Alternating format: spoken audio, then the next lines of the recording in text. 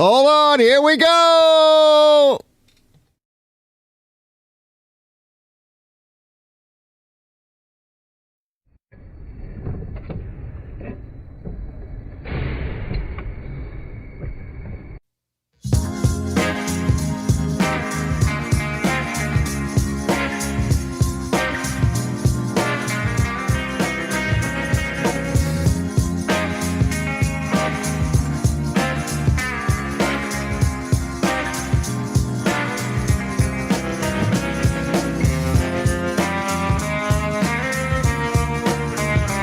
I like this song.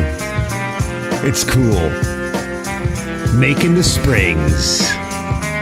Putting the makeup on.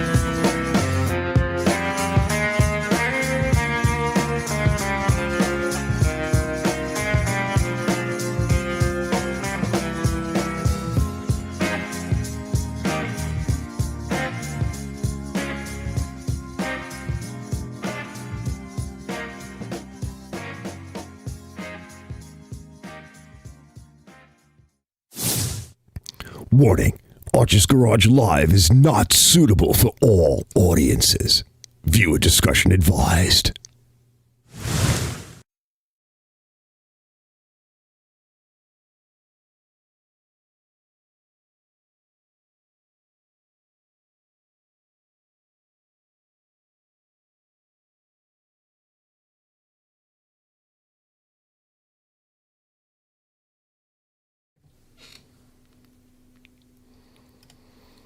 What's up, everybody? What are you guys doing? I'm back. Did you guys miss me? I missed you guys, kind of in a disturbing way, like in an uncomfortable way. Oh, can you cut it out? Listen, fellas, if I'm making you uncomfortable, good. That's what we're here for. That's what I'm here for. I'm here because I'm disturbed, and it's time to disturb the rest of the world insofar as some little segment that I can manage to get in touch and reach. That doesn't sound good, Arch. I'm trying hard here. All right, so I'm back, at least for now. I've been really busy. I'm sure you guys have been too, because it's nice out. Well, for some of you, actually, like 2 weeks ago, I was going to do a show. I hurt my back earlier than that, like earlier that week, and I was a mess, which happens like a couple of times a year, sadly, back injuries and stuff.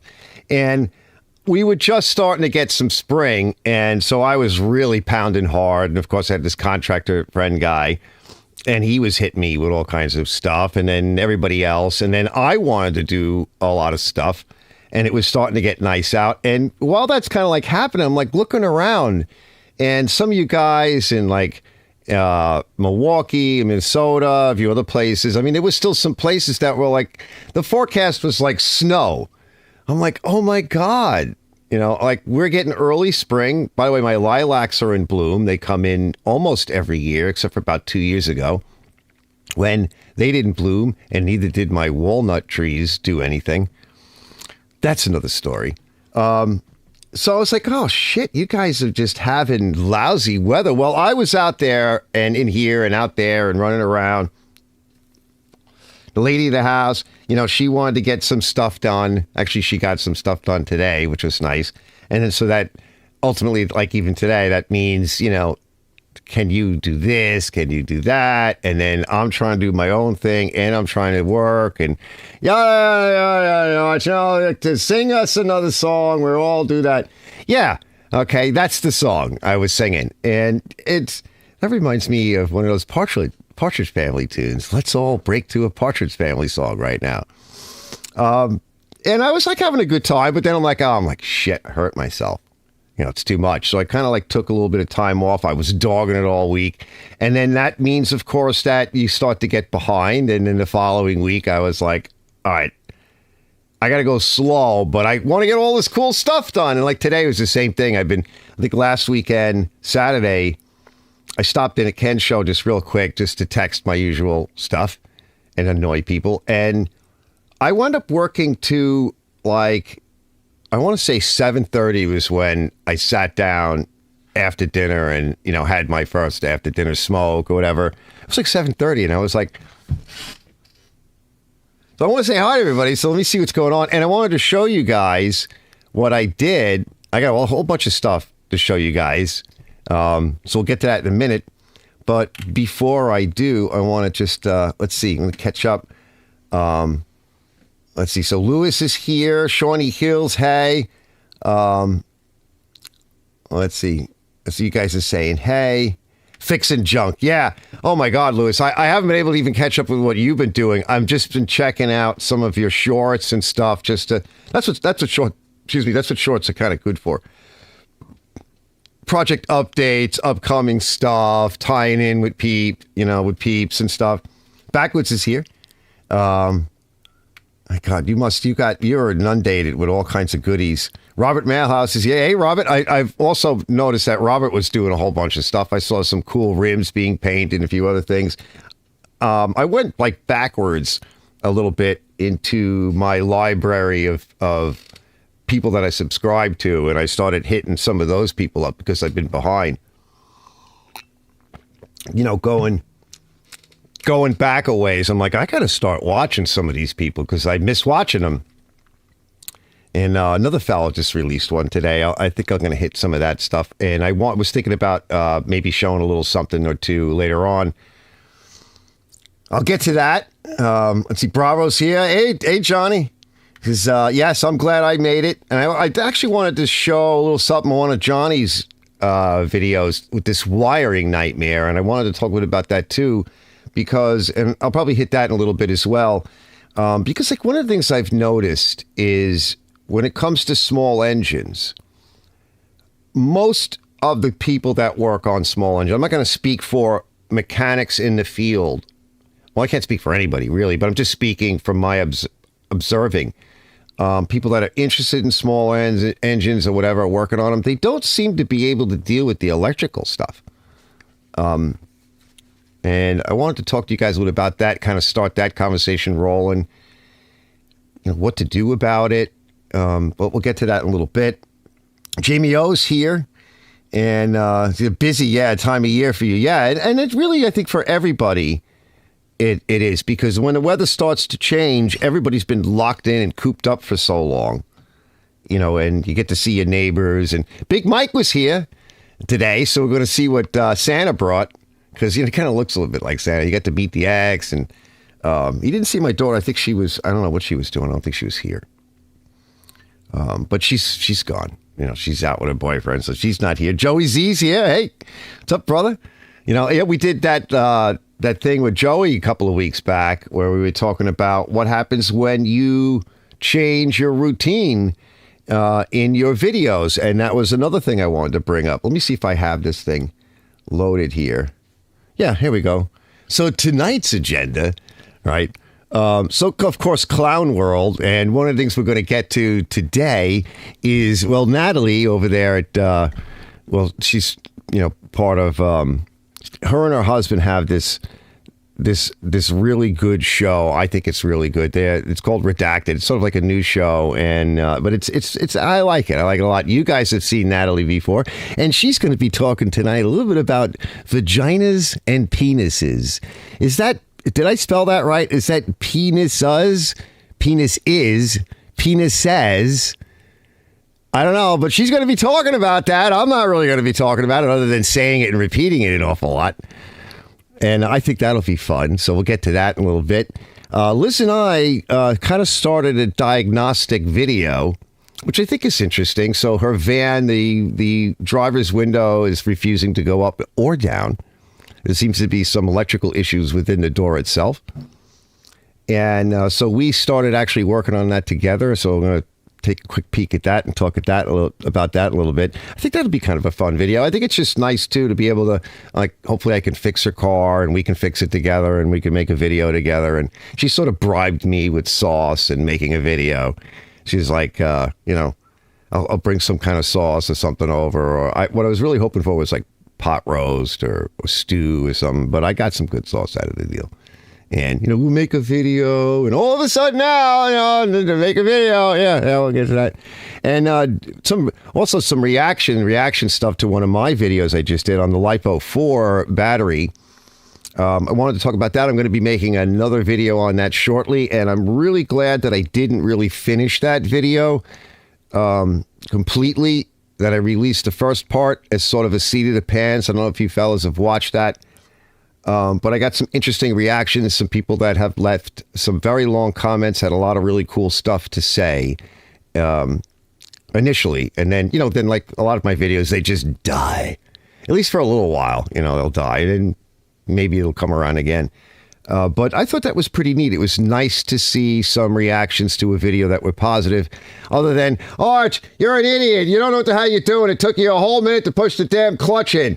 Don't put grease. Because you put grease, now it won't work. You never put grease. And don't put oil over the... you don't know what the hell... Oh, one of the ladies recently, we'll probably get to that in a bit. She posted something like, all I know how to do is detail mowers.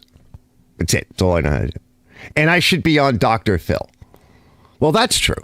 I'll agree with her there. But all I know how to do is I guess, detail mowers. Wow.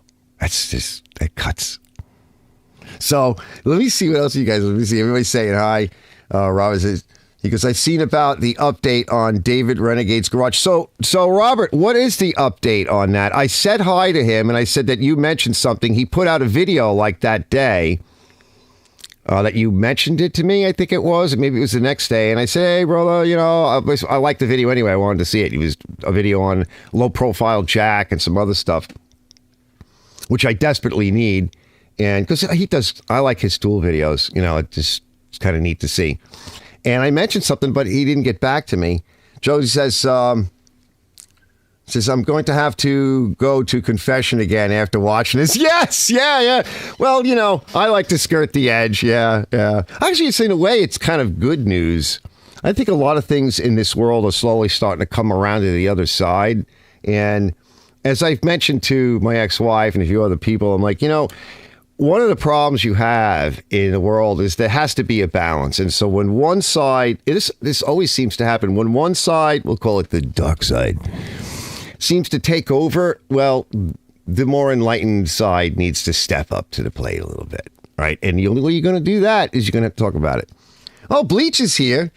This is doing a live too. See you, Arch, when it's over. Oh, nice, Bleach. Hey! If it's not over, then we'll have to stop in at Bleach's and say hi. We might want to do that anyway, just to say hi to him. Bleach, we'll stop in, and time is 8:50, so about 9 o'clock we'll stop in just to say hi to Bleach. He's doing his live.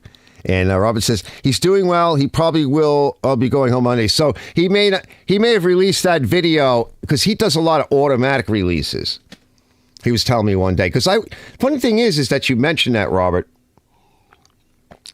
because a lot of times I'll stop in. I call it,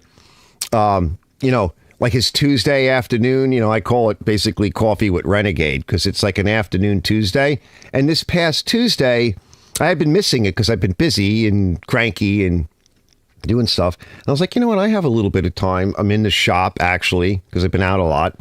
And I'm like, let me go see if Renegade's on. And I'm looking. I could see the light on, but nobody was home. It was no live or anything.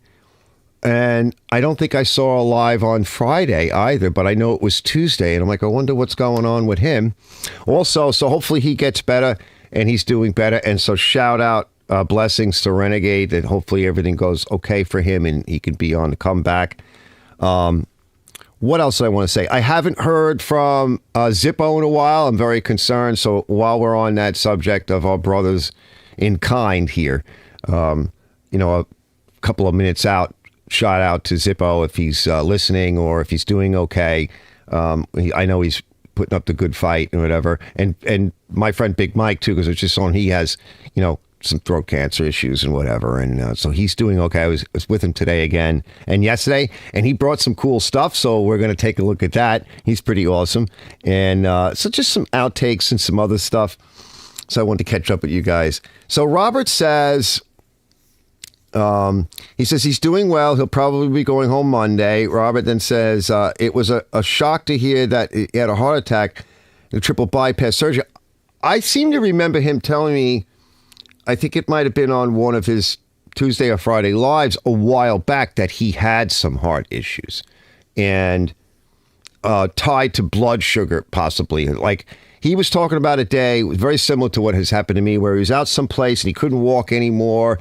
And they found some diabetes-related issues, but some other potential issues. So something's been brewing. And, this is the age we're at. We got to try to get in shape and whatever. And I lost some more weight, which is a little concerning. So I've been trying. That's another thing I've been doing is like the reason why I didn't want to do the live, because I was really tired. And I'm like, I know I got to quit smoking and all, but that's just not going to effing happen. It's like not going to, it's like we get older and like you develop bad habits, but I don't drink and I don't really do anything else. And I've been doing things like eating at least one egg at night, about a half hour or so before I go to bed. I've been eating more eggs, trying to get a little bit more protein, meat protein, some, good stuff in, a little bit less of I do some sweets, but usually when my blood sugars are low, which happens, and the carbs, again, like if my blood sugar's a little low because I burn so much energy. And just real quick, I wanted to mention that I didn't really feel right a couple of days ago. Was it yesterday, day before? I forget what it was. And did some stuff in the morning, was up early, getting some stuff done here, released a video, whatever else. And I'm like, I really got to go cut that back lawn. I want to cut the whole lawn, but I really need to cut the back. Because I want to rip out some mowers, pull them out of the junk boneyard, the garden, and lay them out on the lawn, lay out my plastic skids, start doing some pressure washing. I might want to leave it out there for a couple of days and not push it, and I don't think I can do it. I was just shot. My blood sugars were high. So I'm like, well, maybe if I just do one section. So as I'm going out there to do it, I start, get myself ready. I'm starting to cut. And I'm thinking, Liz was here the other day and she was in her bare feet. And I know that grounding is actually really good. So I'm like, okay, I'll just do the areas that I know are pretty clean, because I am a diabetic. You want to be careful. Also, you don't want to cut yourself. And you can get things like worms and stuff and infections. And if you're a diabetic, you don't want that, especially on your feet. So I'm like, I'll just be careful. Well, I started walking it. And it was like, I don't know if you guys have ever seen or had a TENS machine. It's an electro-transdermal stimulation machine. It's usually used for people with neurological issues, neuropathy, my back issues. We use that to stimulate the nerve endings. And that's what it felt like. It felt like I was getting electrocuted on the bottom of my feet. I could barely walk because the stimulation was so high. And then what I felt from that was all the stimulation coming up through my feet, up through my legs, into my lower back, my stomach straightened out, my posture straightened up, and it was like electric. And I just woke up. So I did it for a little bit, and I put my shoes back on to cut another area, and I come in to sit down for me. I'm like, what the hell was that all about? I'm like, well, I feel like I'm okay. Maybe I'll go cut this section now. So did the same thing. It wasn't as intense, but I walked around in my bare feet and I was like, wow, I got done with that, moved some stuff around, moved the van around, moved the dog around, did a few other things. And I sit down. I'm like, well, I feel pretty good right now. Why don't I go cut the front lawn? So I went and cut the whole front lawn. I get done. It's kind of late. I put a few things away, move some stuff back, locked up a little bit. And I'm like, all right, let me go in and eat. I checked my blood sugars and they were like 127, which is like normal, especially for a diabetic. And I was like, well, I ate. I'm like, I feel fine. I sat down, hung out the rest of the night. It's bizarre. And so I think on one end, it's this grounding thing, which if you guys don't know about, you might want to look into. And the other thing is, I think from the years, it's been, 12, 15 years since my back injury. I was really bad. I couldn't walk, yada, yada, yada. there is neuropathy from diabetes. There is neuropathy that comes from a back injury, and many of you people may know this. And so you get a loss of sensation. What I think has happened over time is that a lot of that has come back, and I'm not used to it. It's not that I couldn't feel my feet. I could feel my feet, but I had to learn how to walk again, and you don't walk the same way. I think it's just it came back to the point where I didn't really notice it, and the stimulation on the bottom of my feet was like energizing these muscles, these little muscles, and all these nerve endings that I probably haven't seen since like I was 40 or 30. I don't know, but it was wild, and I felt really good. So from going, I don't know if I can do it, to doing everything. And so there's a lot to be said for, I just wanted to mention, there's a lot to be said for finding alternate methods. A lot of times the doctors, they're really good with solving immediate life-threatening problems. But when it comes to chronic conditions, good luck with that. So let's go just say hi to Bleach real quick. Let me set up for that. We're going to cover a lot of this stuff in a little bit. And I think let's just take a little detour over to Bleach's. Let me set that up.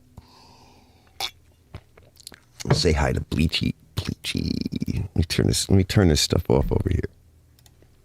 All right, let me go find him. We'll stop in. We'll put him up on this monitor over here.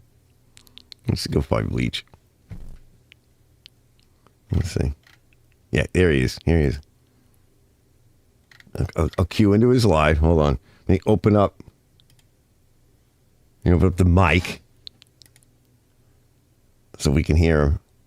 Bring him up. And we'll say hi. We'll all say hi. All right, transitioning to the right monitor.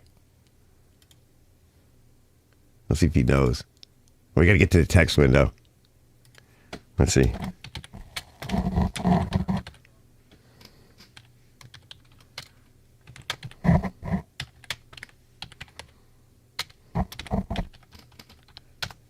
There he is. Let's see if he sees it. He's looking at something. He's on his tablet. Let's see. He'll see it sooner or later.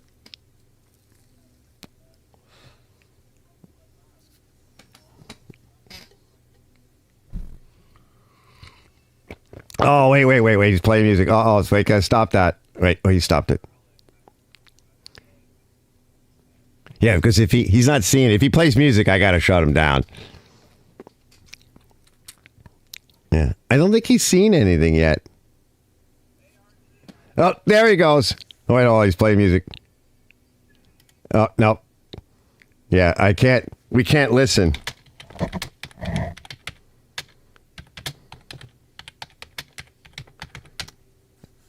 Let's see if he's still doing it. Hold on. I think he shut it off. It's got something playing in the background. Yeah, I gotta shut it off because he plays like regular music, and he knows that he gets kicked for it or whatever. But I think he shut it off. Yeah.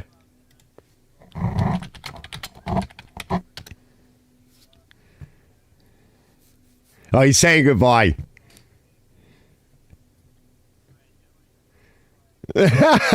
He says he doesn't know.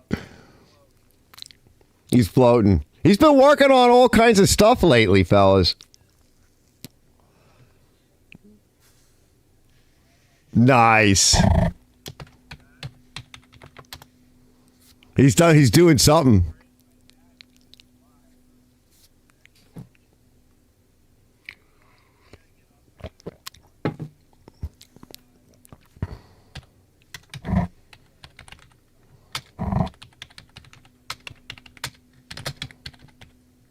Let's see, I got to spell that right.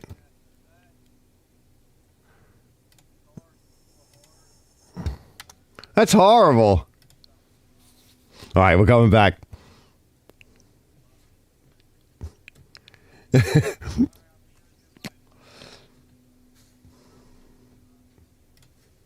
See. All right, hey everyone.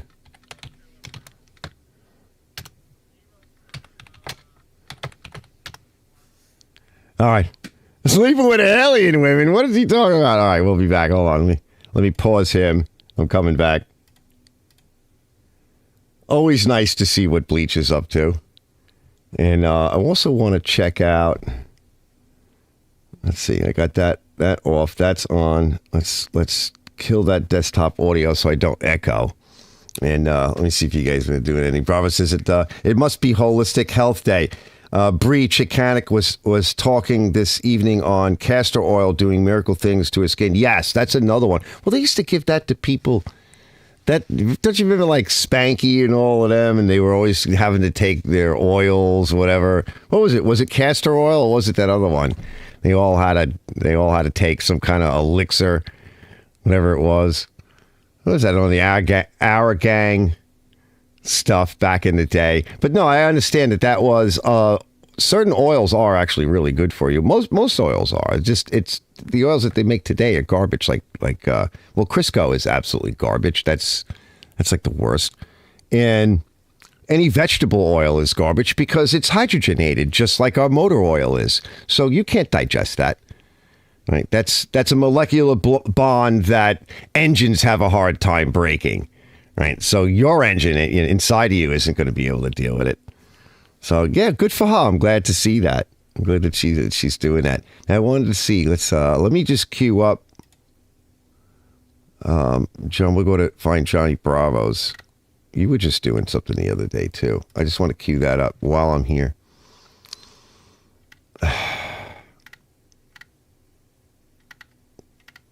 Let's see. Where were you? You were doing something the other day.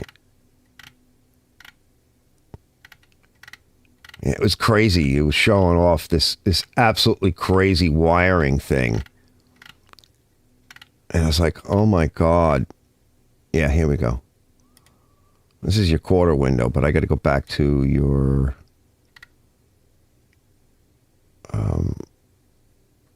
home page and see if I can find it there. I didn't have a chance to find it before. Yeah, this is it. Is this it? Yeah, I think this might be it. No, this isn't it. Maybe it is it. Yeah, what a mess. Oh, yeah. This is, I think, after you cleaned it up. Yeah. Yeah, let me see if I can find the one. It looks good. The one. Yeah, here it is. I found it. All right. Wait till you guys see this. I'm going to just kind of race through it because it's a lot. So I don't want to scare anybody, but it's absolutely horrible. And this isn't even that bad either. So let me just race through it. Look at that. Let me turn this up. Hold on. Am I getting any desktop? Hold on, fellas. Let me get a little desktop audio going here. I'm not ready. Yeah, here we go. So poor Bleach, we couldn't hear Bleach. But we just wanted to stop in and say hi. All right, let's see. We'll get some desktop audio now. Shape. I got some new ones on order. Goes in that slot right there. But so that wire is burned. Anyhow, looks like I am going to look at this. Pull that out. And look at this contraption with orange wire. This is the power cable, the power terminal that comes into that fuse block. And what came out of it was this itty bitty thing. That may be 18 gauge. It may be 16, but yeah, it's probably 16 gauge. And it just burned up. But look at all these splices here. So I'm going to put 14 gauge throughout. Now there was another spot. I don't know if this was the video. Because you got a couple of videos here, but you could see down there was another video you did too. That wire right. Anyhow, I mean it's bad. Yeah, let me see if I can find another video real quick. Replace all that. That's the addendum. This is the nightmare. I think this is it. Conundrum. Yes. Look at this. was all tucked up under here, and I didn't see it. I thought it was just a red wire that went Yeah. from this orange connector right here. They had cut this for some reason. And the other end of this wire So go check out Johnny's channel for all of this. is right here. And he's cleaned it up. Look at all of that. And these others go here Unbelievable. and over to that side. Now, I don't know if you can see. There's another See those splice. two orange wires right there with that red wire attached to it. That's what had happened over here. I ordered some orange wire, 16, or not 16 gauge, it's 14 gauge, silicone jacketed, really nice wire. My plan was to replace this red wire, which went back and forth. When I pulled this thing down last night and saw all of this, I started getting a little bit concerned because I've got. Hold on, I'm gonna let this run for a minute. I gotta go take a leak. Hold on. Orange wires right there. There's two orange wires right here. They're all shorted together to this red wire right here. And somewhere along the way, somebody thought it'd be a real good idea, and this is hot all the time. I've got the battery disconnected, so this is not doing anything. They had this red wire right here run through the console, up into this, and into this connector right here, which is that orange wire right there. They had cut the orange wire that went in this bundle and went up here somewhere. I guess it comes out in one of those. And they ran this red wire into that connector. And what that red wire does is supply voltage to this control here for the seat, lumbar, and bolster, and all that happy stuff. I took all of that crap loose, and I patched into that orange wire that's right there and ran it down this bundle and underneath and attached it to this orange and black wire. This orange and black wire right here I'm coming. is what feeds power. All right, I think we're good. And all of that is controlled by this fuse right here, fuse number 2. I know that because when I cut this and I was dangling around with it, Yeah. I accidentally shorted it against something metal and it popped Whoops. that fuse. Now, I looked in the service manual at what all this fuse right here controls, and it has to do with the courtesy lights, and I think the mirrors, and all kinds of stuff. And buddy, if you look, there's freaking orange wires running all over this car. Everywhere. And looking in the service manual at the wiring diagram, yeah, it shows orange wires running all over this car. So, But like this, now hold on, I'm going to come back. So check out that video. Let me come back. Thanks to Johnny for that one. Let me just minimize this for a second. So here's where I'm going with this. Now, obviously, this is a nightmare, and this is automotive wiring, which is more complicated than tractor wiring. So let's back up. This is bad, and it's crazy. And now, just in case you guys don't know, for those that stop in later on, not only did I take electronics in school and worked on all kinds of projects myself, worked in fields that required wiring. I also know house wiring, etc. To a large degree, but I'm not a professional. But I was taught by them.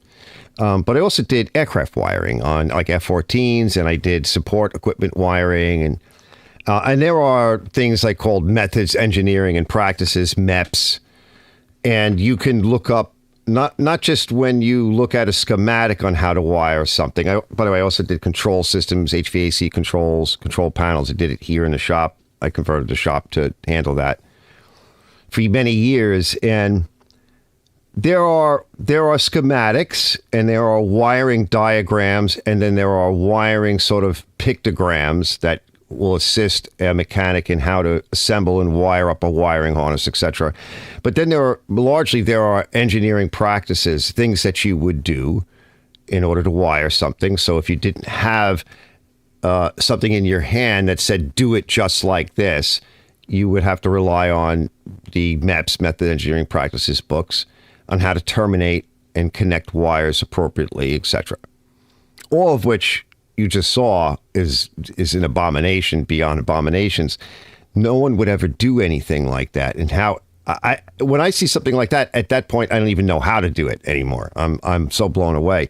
So let's go back to regular lawn tractors. Now, lawn tractors are regular garden style lawn tractors is about as difficult as one would come across in any small equipment until you get into medium-sized, larger equipment. You're talking like backhoes and big John Deere tractors or whatever for big farm equipment, stuff like that. Those things are like cars today, and they've got computers in them. Some of the older skid steers and stuff would be very similar to like a lawn and garden tractor, or even like my Simplicity Sunstar with some accessories on it. And that's about where I think a mechanic that's working on these things, when you want to get into electricity and understanding 12-volt control circuit wiring and things of that nature, that's about where you would start. And it's a good place to start. And it's also a good place to learn and develop good wiring practices. And what I've noticed is, for some reason or another, a lot of mechanics, even like the quad guys and some of the smaller motorcycle shops, whenever a lot of guys don't want to touch it, there's usually like one guy. And I've even seen this sometimes in some of these small shops for cars and stuff. A lot of people don't want to touch it. There's like maybe one guy that has a really good computer, and they can dial in and they can troubleshoot wiring. And for any of you guys that have ever watched, Watch Wes work, well, he's like a genius with this stuff. But that's the level where today, his level where you really need to be. And he knows how to crimp and when to crimp and what to crimp and how to make splices and terminations and how to troubleshoot wiring. And they've got so many tools out there today to help you. And when we do videos, for a lot of us small engine guys, we're kind of stuck. What I've noticed is, if you want to do a video, most of us do videos today in the how-to sphere, as it were. You speaking to two different people. You're speaking to the absolute beginner, trying to encourage them to get into fixing their machine and helping them out. And you often have to, as you're doing something, you kind of have to stop and kind of come back and talk about the very beginning of the ideas of mechanical principles, whatever, how this works, what is it for. And then you're also trying to speak to people that are closer to your level or at your level or whatever. And that's difficult. It's one of the reasons why I don't just do how-tos, because that's actually difficult to do. And when I've done a few, so to speak, how-to electricals, snapper, even just like my snapper, a couple of snappers that I did. And first of all, nobody watches it. And of the couple of people that have, I've even gotten comments that have asked me questions that they're covered in the video. I don't know what to do about that. Like, I honestly, for the most part, people won't watch like an electrical how-to. Certainly not the way I do it. And I don't even know what, I mean, I was thinking about it. Now, there's a video in here that I didn't fully watch yet, and Johnny does this whole whiteboard thing. I've tried doing that. Nobody watched it. I tried doing like an Ohm's Law type thing, and nobody really watched it. I got to check out his video and sit down and watch it and think about how he does his delivery. I think maybe part of it's still, I don't know. I don't know a good way to approach it. When it's dry, it's very dry. And every time I went to a course or whatever in electrical, you're either paying for it or it was part of a school or work program or whatever, and you're in class and it's treated like anything else, like in class. And of course, you're going to be tested on it and you're going to be asked to participate and read certain chapters. And I don't know if there is any other way to teach this than the way I was taught it. And I don't think I can teach it like that. And I don't think anybody will fucking watch an electrical how-to video. And it's bizarre. Let me see what you guys are saying. And I think I got one more thought. Let me see. Maybe I want to hit that thought. I'm trying to get it out. It's stuck.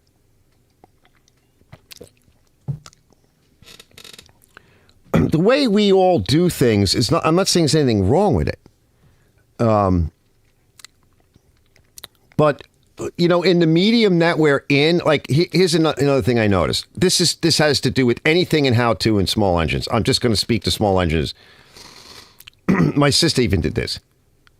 Vertical upright. I don't remember if it was a Ryobi pressure washer, whatever the hell it was. It's typical box store pressure washer. It had a Honda motor on it. And she was looking up information on how to get it to run. Now, we all know, right?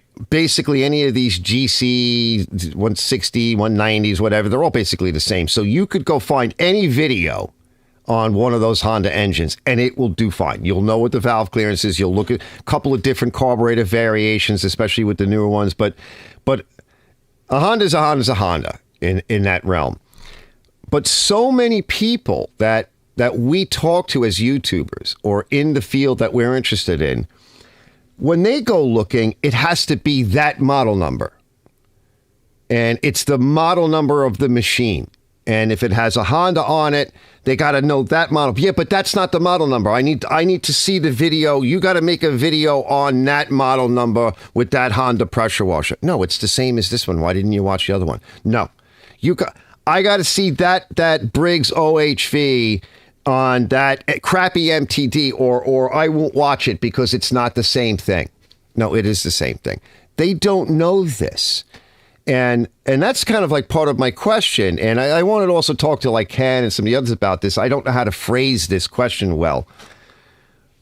But as like a YouTuber in the how-to pocket, like, how do you deal with that? How do you address this? How do you address the wiring issues in electrical? Like, you really kind of need to know Ohm's law. You need to understand when we say, because a lot of times I'll say you need a good ground. And I think to myself, all right, you better rephrase that. You need a good ground, meaning chassis ground, meaning on this motor here, chassis ground, that this is the return. And I think I forget to say return, but it's I don't even think of it as a return anymore. Like, we call returns more the neutral leg that you're returning back, right? You have to have a return, but that's AC wiring. So AC wiring and DC wiring are similar, but there's differences. Let me catch up.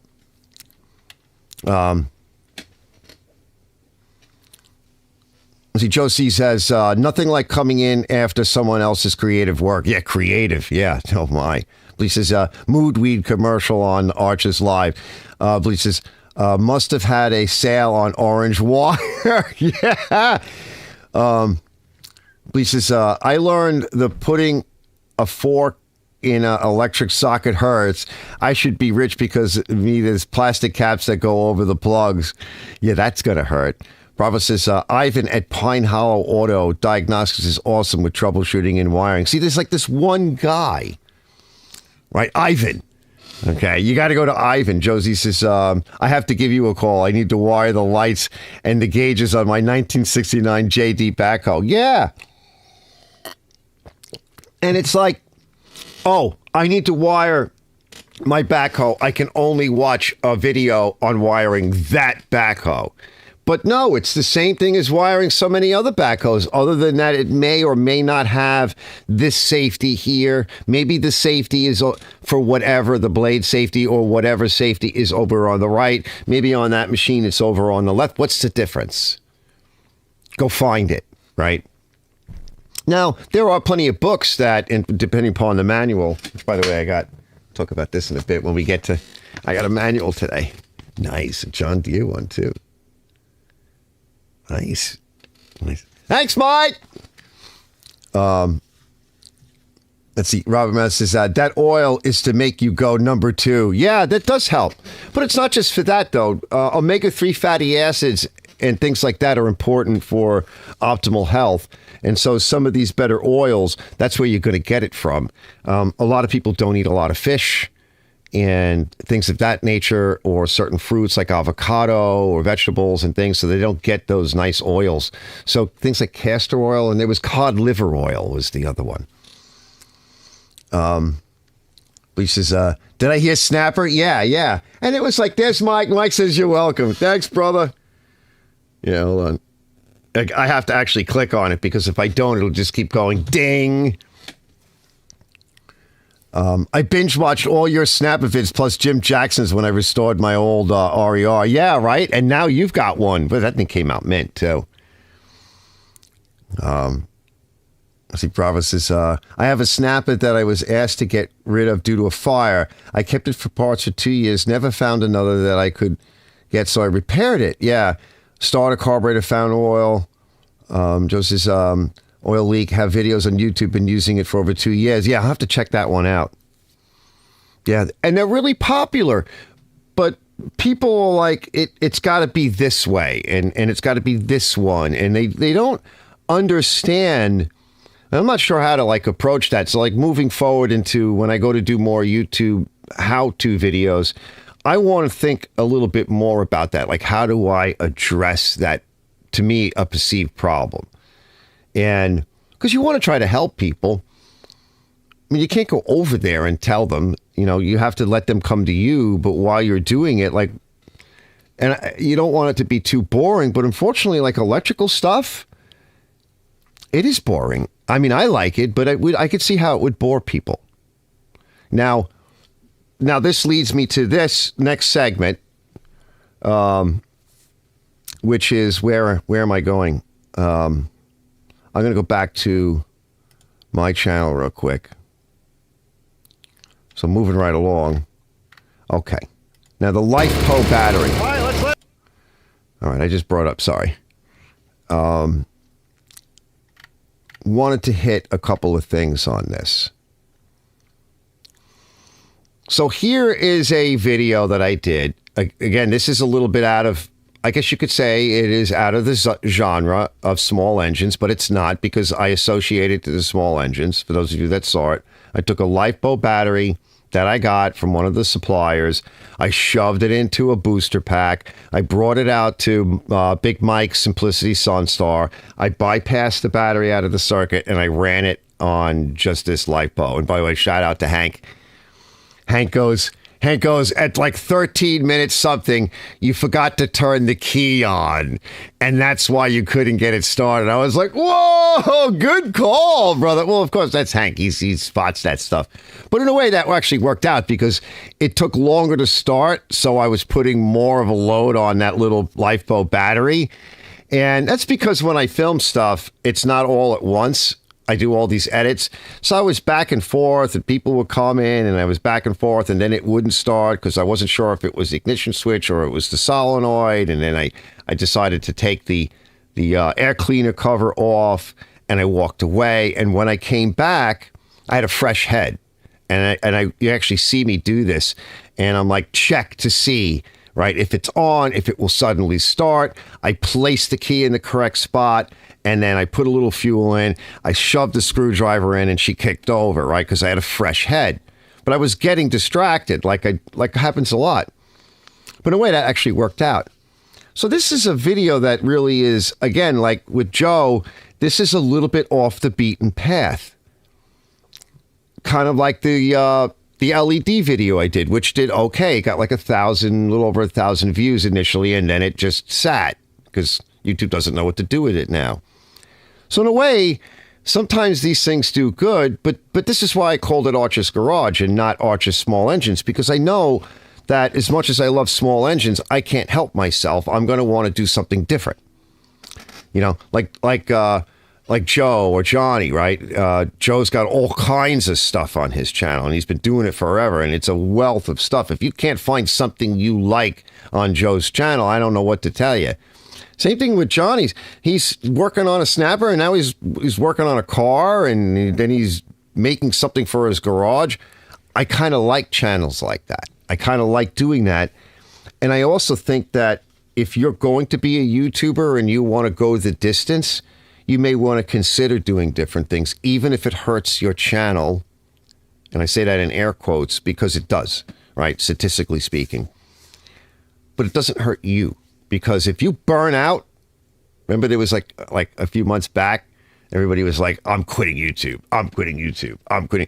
Yeah, because you're doing the same thing over and over again. Of course you're going to quit YouTube. I mean, especially if you start to get good at it and then you start leaning on it, and some people quit their jobs because they start making money. And now you're doing this one thing and you start making some money and you get popular. And then all of a sudden you're like, oh my God, I'm getting burned out. And then you go and do something else and you go in a little different direction and the channel tanks, but now you need the money. Oh man, that would suck. So you're burned out. You need the money. You're frustrated. Like, I don't think I want to go down that road. I don't think I'll ever be able to go down that road, but I'm not going down that road. Let me catch up. Let me catch up to you guys. Yeah, Lewis says, I agree. And Lewis is completely overwhelmed right now. But that's, in a way, I mean, that's, I think I said this once before, Lewis, is that it's not good that somebody passes and leaves their stuff to somebody else, however the arrangement. But it's also not bad either. This is a natural progression, but it makes me sad. But it's good. But when you step into something like that, which is not bad for you, it is an overwhelming rush. And the downside is that for both YouTube and for the person having to deal with all this stuff, and in this case, what is it, you and your neighbor, you kind of rush through things because you're so overwhelmed with stuff that you've got to get through. And it takes a lot of the wind out. But it's good, though, in a way. I mean, it takes a lot of the wind out. It's a lot of pressure. Let's see. Let me catch up. He goes, I'll watch Archie. He goes, I'll watch. Josie says, Bravo says, I binge watch all your Snapper vids. What's Jim Jackson? Lewis says, yep, I agree. Josie says, Johnny Bravo, I have a Snapper that was asked to get rid of due to a fire. Yep, I read that one already. And he got the leak. Johnny Bravo says, 5 Josie something. Bleach says, 80s music on TV Arch on my tablet. Nice. And so Josie says, Arch Garage, when I get questions, I give them answers based off their questions to the best of my ability. If I do not fully understand their question, I ask them for more details. That's good. Good. That's good advice. Yeah. Zone in a little bit. Lewis says, my worst thing is when someone comes over, I lose my way in the video. I sometimes don't remember what I'm doing. Yeah. And like this weekend was, and Friday, Saturday, maybe even, well, not tomorrow. I'm going to lock myself in. And the day before, Mike was here twice. This other guy that I know, I wanted to show you his thing real quick. Eric, really nice guy. He's also a customer, but also helped out a little bit. He gave me some more tire chains, which helped out with the Sunstar over the winter. He gave me another machine, which I got to fix, just, to help the channel. And just a really nice guy. I spent, some of these people, I like to hang out with them. I'll spend hours with them. Like, they got to strangle me to leave. They're like, let me go, Arch. I got to get out of here. I got a life. Don't go to Arches. Don't go to Arch. You'll never come back. Right? Oh, the wives and the girlfriends are like, you just went over there to drop something off. Huh? When you planning coming home tonight? Well, the guy won't shut up. He's go over there and his mouth goes, blah, blah, blah, blah, blah. It's a distraction, but it's awesome, right? And so then you go back to do a video and you're like, what was I doing? What was today about? What was I trying to finish? I mean, that's it, and you're shooting a video. It's hard. It is difficult. So when I shoot a lot of these videos, or some of my customers start calling me up and then they come over and they got to drop something off and I got to unload or load them up and get them out here and we got to deal with the money. And it does kind of skew your head a little bit. Definitely. But in a good way. Bravo says, I don't make any money on anything. Not my purpose on YouTube. I'm just having a blast fooling around and fixing things and video making. And Lewis is laughing. Lewis is like, he goes, I agree, brother. It's overwhelming. Yeah. Well, see, because a lot of us don't do it for money. So when I started doing it, there was no way I could make any money because, like I said, I was the world's worst effing YouTuber on the planet. It was horrible. Absolutely horrible. I kind of started doing it, well, because I've said to a lot of you guys, because I was dying, I was getting divorced, my life was in a shambles, and I'm like, well, you know, one thing you can change when your life is falling apart is your fucking attitude. A lot of it is I mean, if you can't change how much money you have, and you can't change, well, I did change my marital status, but if you can't change a lot of other things, you're like, well, I can change my attitude. And I was like, wow, you're really sucking at this. You have a lousy camera. That sucks. And it sucked because I was getting rid of all the cars I had here. It's like 5 of them, trucks and stuff. That sucked. But there's a lot of things that suck in life. So what? I'm like, but I'm learning how to make YouTube stuff. And I'm like, you suck at it. I'm like, but everything else that you've ever done in life, you usually start at the very beginning. So get on your fucking knees and start begging, right? I mean, start crawling, start scratching, start climbing, start walking, and then maybe you'll get somewhere with it, and then you'll see what happens. And by doing all of that, it really took my mind off of a lot of things. And sometimes I say like YouTube kind of saved my life in a way, because it gave me something to put a positive spin on and move towards. And I do like doing this stuff. And I always said that I wanted to get back to some small engine stuff again. I'm like, well, here's your opportunity, right? You've been saying that you've been wanting to do it. You've been pushing it off. Well, what else you got to do, right? And so do it until they take the house away, until you die or something else happens.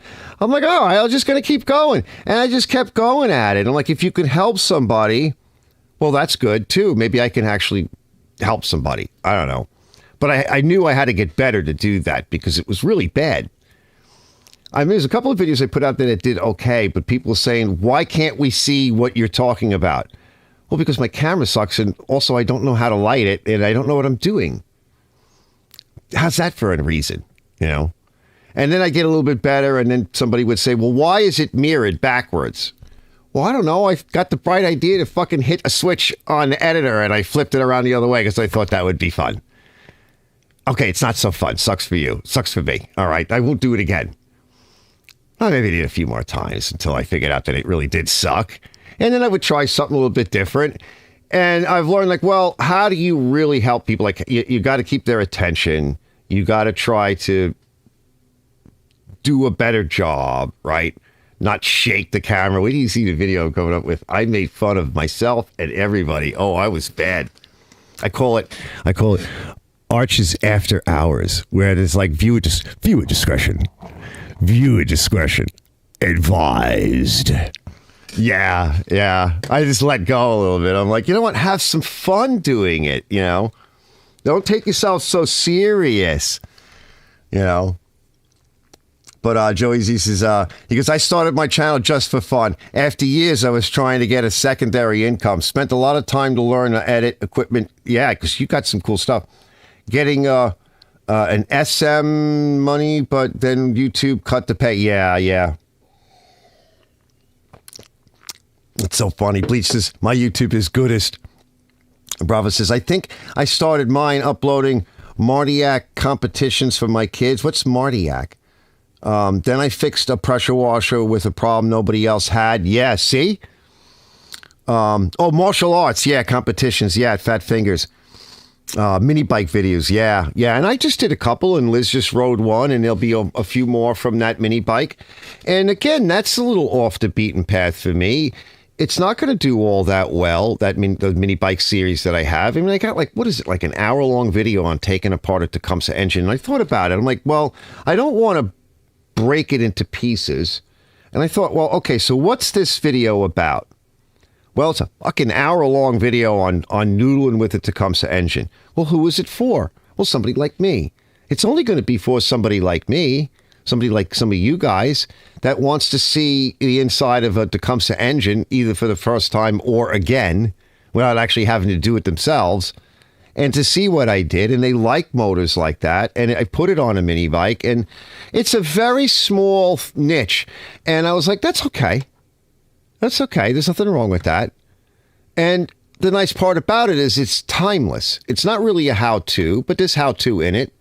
But it's timeless because it doesn't really have a use other than for entertaining It's kind of a how-to, but it's not. It's something that somebody may or may not be interested in. They're probably people that are into small engines like us.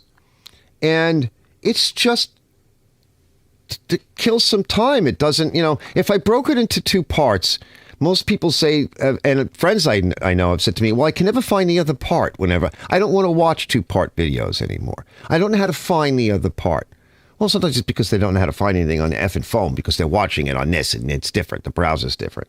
Or maybe because us knucklehead, YouTube videos don't know how to include tags and things and put it in a playlist properly so it automatically pops up in their feed after they're done watching it. But then again, if somebody doesn't watch it all the way through and they stop at 6 minutes and 35 fucking seconds, according to YouTube's general statistics, and then they're going to miss out on the part 2. So what does it matter? Put it out there. And if it hurts my channel because it has low ratings and low watch time, so be it. I like it. It's not horrible. I did the best job I could. And I like it. And yeah, it could kill my channel, statistically speaking. So what? Right? I'll make it up somewhere else, And it's part of like a whole folder and there'll be more videos. So leave it. Not everything has to be for like this reason from God. Like it's just for fun. Martial arts is nice though. Louis goes, my first years was backwards video. Backwards video, everyone was like, you suck. Yeah. Yup, mine was bad. Yeah, I was making fun of everybody in the last video I just did. I didn't release it yet. I was shaking the camera on purpose. I'm like, why don't you guys stop doing this? This is horrible. Stop doing this, right? Because a lot of people still shake the camera and everything. You'll see when I play in a little bit, I'll play some of the outtakes. Ooh, that was a big explosion. And my outtakes, there's this, they're not edited, so they're not cut in the front, they're not cut behind, and I don't put any stabilization on it. So if I try to be careful with the camera, but the camera doesn't really have any real stabilization. Not this one. The one I'm on right now that you see me on does, but I tend not to use it outside. I don't know why. I like this one, all right, the way I have it rigged up. Maybe I'll talk about that later, but this is cheaper. It really shouldn't be used outside because unlike that camera is sealed. This one isn't. But this one, well, one, if I drop it, I mean, it would suck and I would be expensive and it would kind of suck. But I like its automatic settings that it has, and I can tweak them just a little bit. It's very easy to use. It doesn't really need a mic, although I should put a little windsock, like Velcro or something down over it. I think I'm going to do that. It works well for the quick stuff. It's like a grab and go. A lot of this comes off and it comes apart real easy, so I can shrink it down to something very, very light and shove it on like a mic stand or shove it into something. It's just a fun camera. It's not as good as the other. Mike says, yeah, you heard that, right? What kind of shot was that, Mike? What the hell was that? A backfire, or was that like a shot? Sounded like almost like a shotgun. Let's see what he says. Yeah, he heard that. Brett says dilly. Bleach's Garage 50 minutes videos. Yeah, and I do some 50-minute videos, but when YouTube well, first of all, YouTube really is a long content thing. And if you look, you'll see that the data on the shorts for YouTube, it's not working so well. There's no money in it. So if you want to make any money, that's not going to happen. Unless you're some kind of viral person that people just, like you keep pulling your shirt up and everything. Which you're not supposed to do. You think it's fireworks? Yeah, it probably is. But it's useful if you already have a channel. If you're thinking about making a channel, it's good practice. It's useful. But by and large, what made YouTube so cool was long form. Yeah. Lewis says, yeah. I keep forgetting people like all of us are not the only ones watching. Yeah, that gets me to what I was saying earlier. If you look at some of the heavy hitters, and in particular, like people like on Ken's show and some of the others, they're very careful about, as I said earlier, making some room and time for the absolute beginner and the people within our realm of skills as well. And sometimes I forget to do that. But I think about it, though. And that's why I'm talking about it now, because it's a concern. And I'm really, really happy when people write in. The thing that I really dig is when people write in and say, Arch, thank you. It kind of inspired me. I got up off my ass. I tried it. It worked. I saw what you were doing. You explained it. And I decided to go. And it's not like they were watching the video. I don't make user manuals and service manuals in my videos. I'm not good like that. That's not my way. They don't take it like that and go, okay. And then, it's over here. Fast forward a little bit. Okay. It's over here. I mean, there are some people that are that good. Like, they can do that. That's not my way. But it's more inspirational and some technical and know-how. And watch what I do, and hopefully you'll get something out of that, and now you can go do. And if I could just keep working on that, that's my contribution to the sphere, the sphere. Josie says, I get comments that let me know when they watched, let me know just when they watched up to, and then they shut off. Yeah, I get a lot of that, yeah. Which is, oh my God, this honey bunches of oats and almond cereal kicks grass. Nice. Yeah, because of all the sugar and chemicals in it, you're probably getting a brain burn. Josie says, I do most of my work outside, so get the cameras not always on a tripod. So they get a shake from time to time. And Brett says, thanks for the chat the other night, Arch. Oh, yeah, definitely, Brett. And you're in the next video that I'm doing, too. I put because it's funny that we were talking about that, and I started doing this pressure washer thing because I'm kind of getting my pressure washer, my favorite one, my custom one, going. So I did like this new thing called like Arches After Hours because it's a little bit looser and not as formal. And what came up was some of the things that you and I were talking about. So I put up a tag, from like your homepage, with the @Brett Shop Talk with Brett, blah, blah, blah, blah. And I mentioned you. Because that kind of came up again, like within the video. I'm like, geez, we were just talking about this. Yeah. Which is cool. I mean, we should all share and everything, Robert says, Robert retracted. My grandma told me if I ate 13 bananas again, I would be given castrol oil. It's not castrol oil. It's castor oil. Or did she actually tell you she was going to give you Castrol? Was she a big fan of that company? So interesting, stuff to kind of chat around for those of us that are YouTubers or the ones that are watching. Now, of course, you got to find your own niche. There's no right, but there is wrong.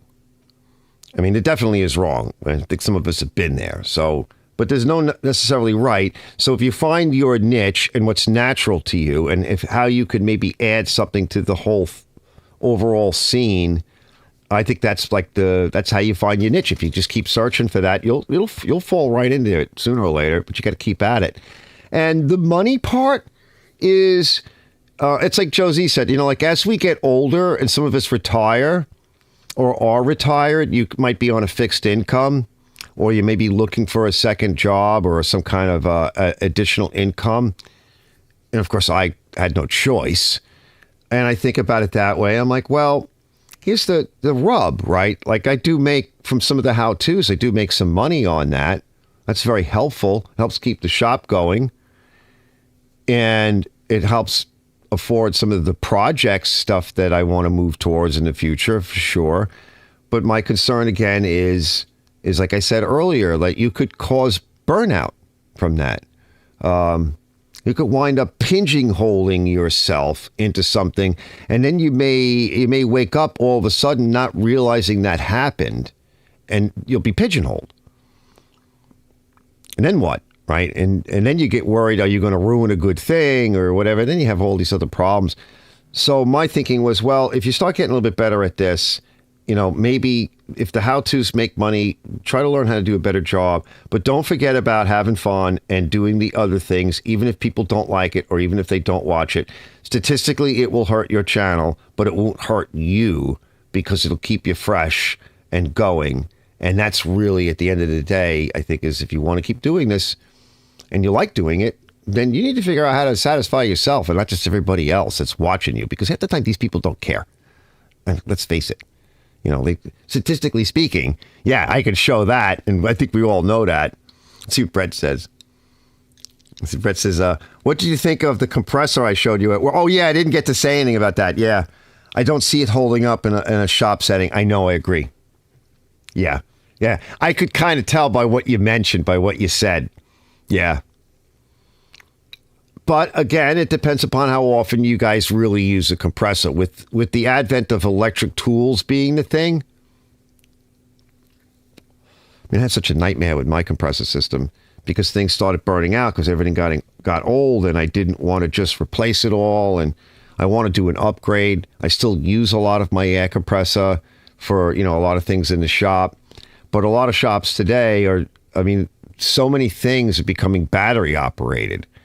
And in a lot of ways, that's really good. So that takes a lot of load off the compressor. So once again, kind of getting back to this, I just want to get away from this segment now. So I did this battery thing, and I had some really good comments. One guy named Curtis Chase, Junkers in 7312, Junkers in... And some people know quite a lot about this whole thing.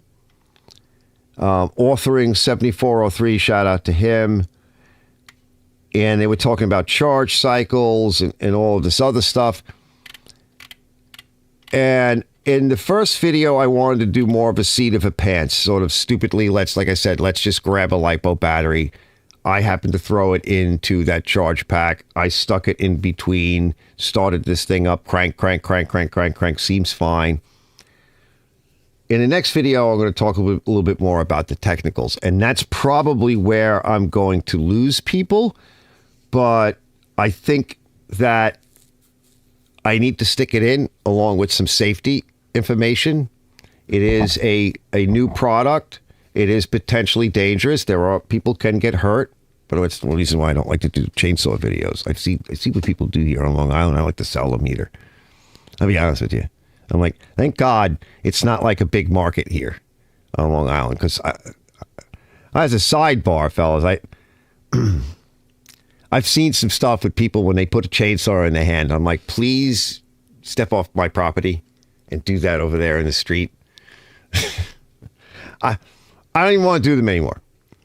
But like I said, it's technical stuff. And also, if I don't cover it, and I got to figure out how to boil it down to not just the technical blah, blah, blah, that's super technical and boring, but how do I convert it into words that we can all understand? So that I held off on. I'm glad some of these fellas commented. And like I said, I gave them a shout out, and I'm going to give probably them another shout out, the next video. I don't know if I'll say their name, but I'll say thank you. And it'll be a little bit longer video, but I'll put it in chapters, and I'll label the chapters. So if somebody wants to bypass that, but look, it's also street cred, because if I'm going to talk about this, I should know enough about it in order to do a proper presentation. And I was showing Big Mike, about, here, hold on, let me just get it real quick. Hold on.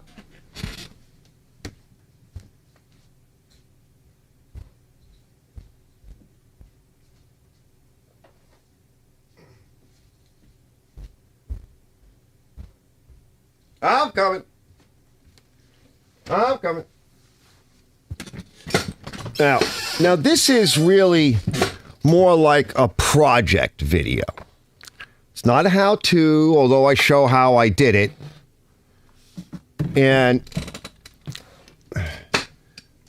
But it's a project video. So, one, my scrap guy, I got all of these carcasses.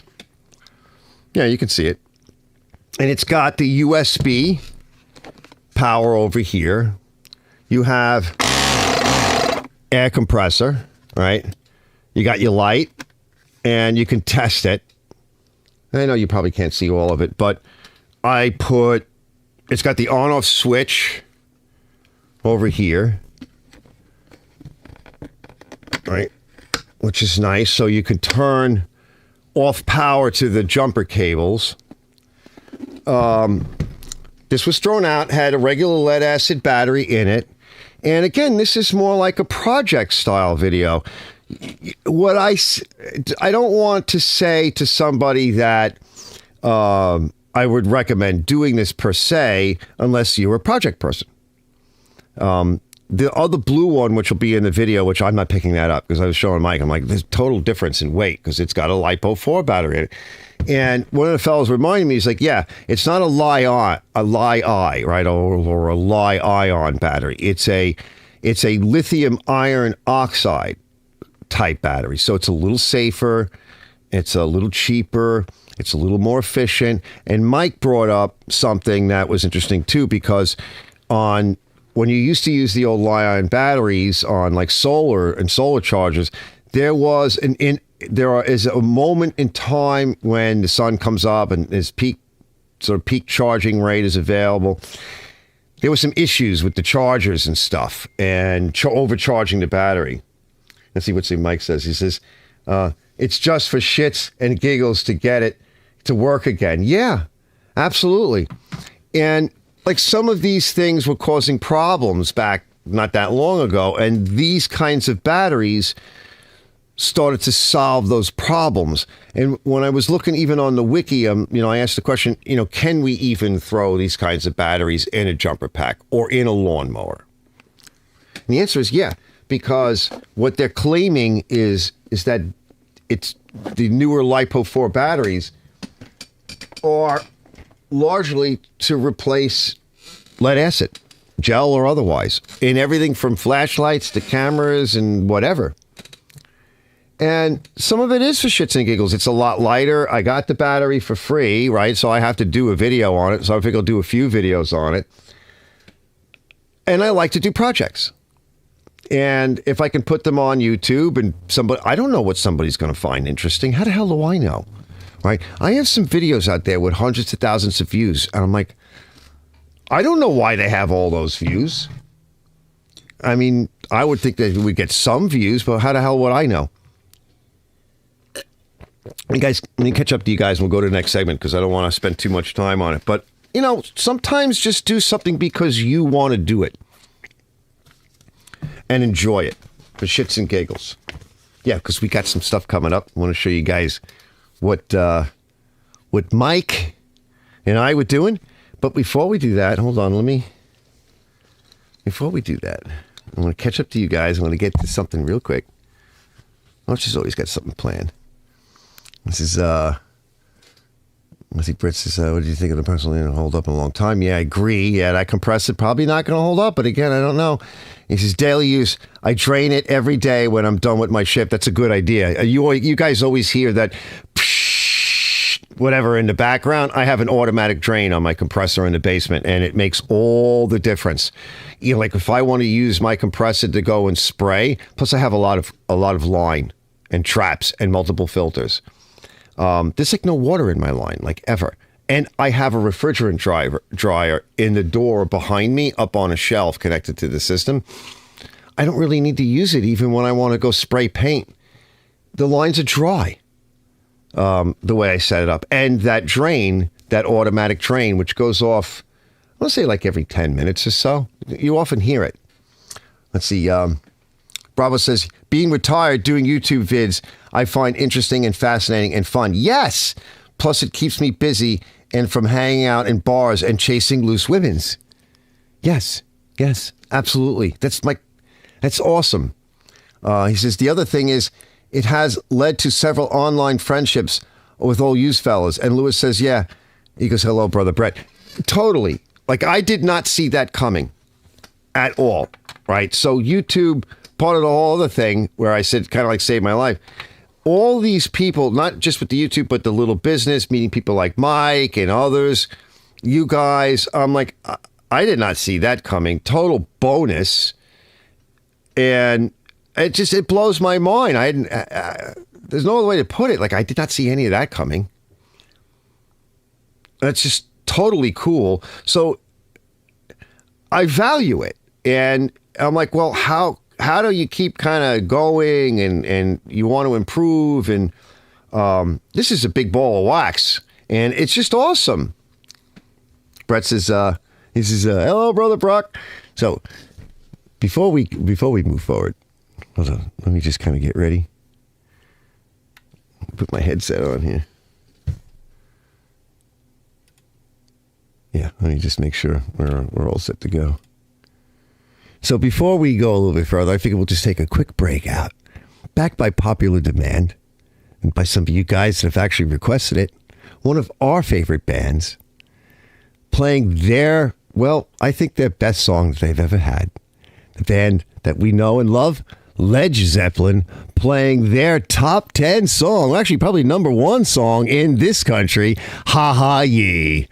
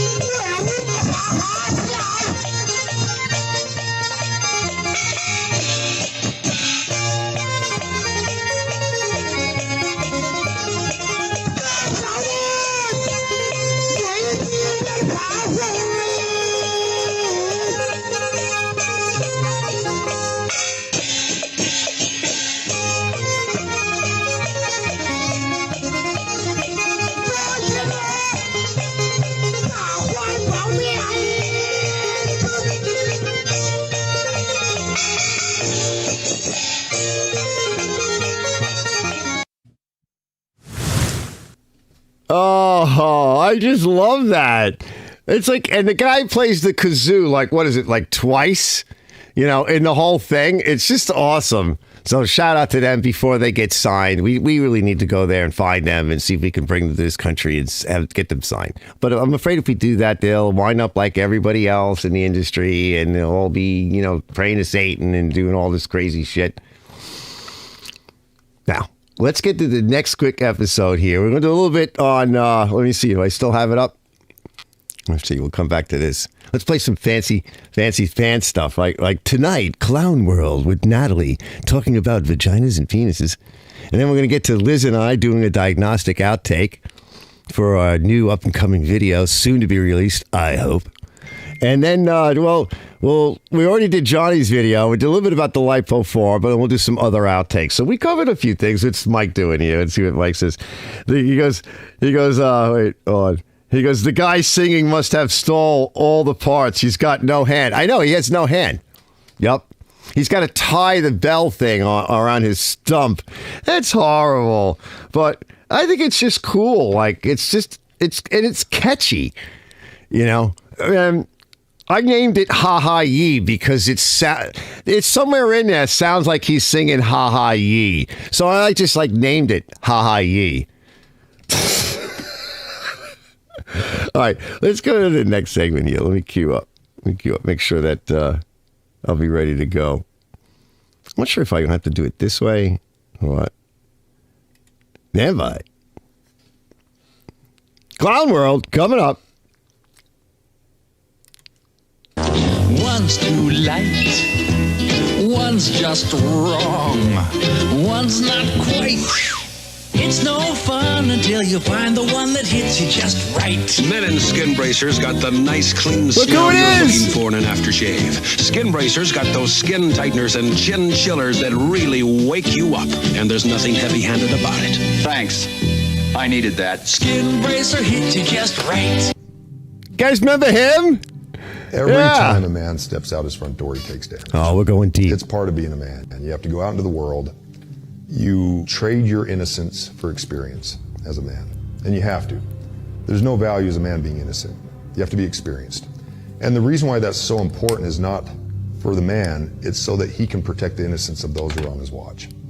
So often what men do goes unrecognized, unappreciated, and is even criticized and attacked. And yet so many men still show up every day. They keep the world turning. They take care of their families. That's right, brothers. I just think that because there's such a lack of appreciation and gratitude for that it's soul killing for a lot of men. A lot of men go through life doing exactly what they should be doing. Fighting the good fight, wrestling with their demons, wrestling with their insecurities, all the while trying to take care of the people they're responsible for, step up and be a good person, and they just keep getting kicked in the teeth for it. That's why I think people say men die at 30 and are buried at 80. Yeah, but you got to kick back. One of the most bonkers, crazy bananas Hi, Natalie. is they don't even have a standard practice for diagnosis of gender dysphoria. So if a kid comes in and even mentions She's gender awesome. in any way, there's not a checklist. There's not a prerequisite for how much time they've felt this way. There's Yep. not a prerequisite for how many specialists they've seen.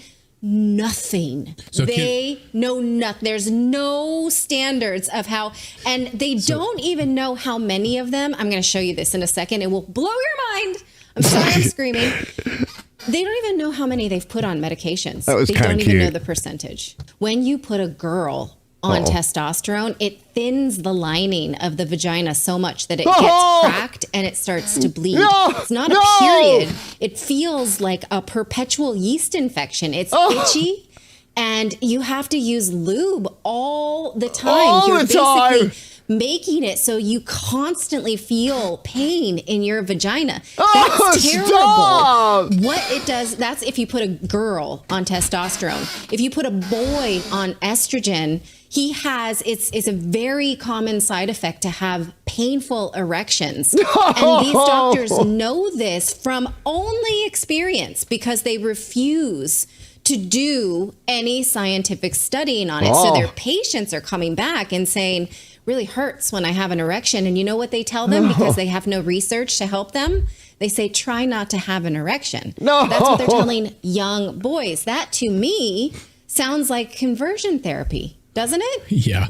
Trying to tell a teenage boy not to have an erection. Right. Yeah, good luck with that. That's like telling somebody not to eat food. It's cruel. I mean, you can laugh about it, right? But that's cruel to send away a boy. Oh, thanks, and with Natalie. painful erections that they did not have before. It looks sad.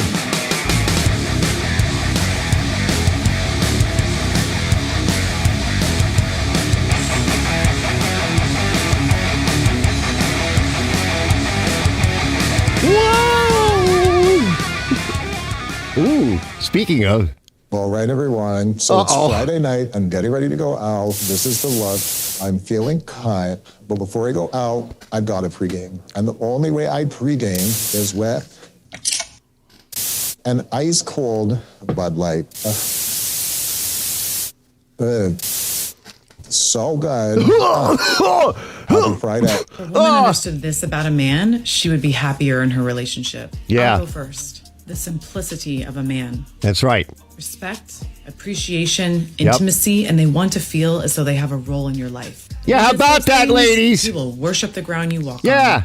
Get with For the anyone not program. paying attention, the United States just secured funding to give taxpayer money to Northrop Grumman to put a fucking train on the fucking moon.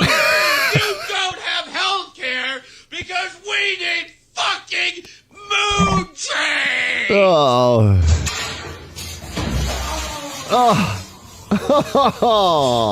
Enjoying life is so much easier when you have the best bladder control protection. With Depend. Nice.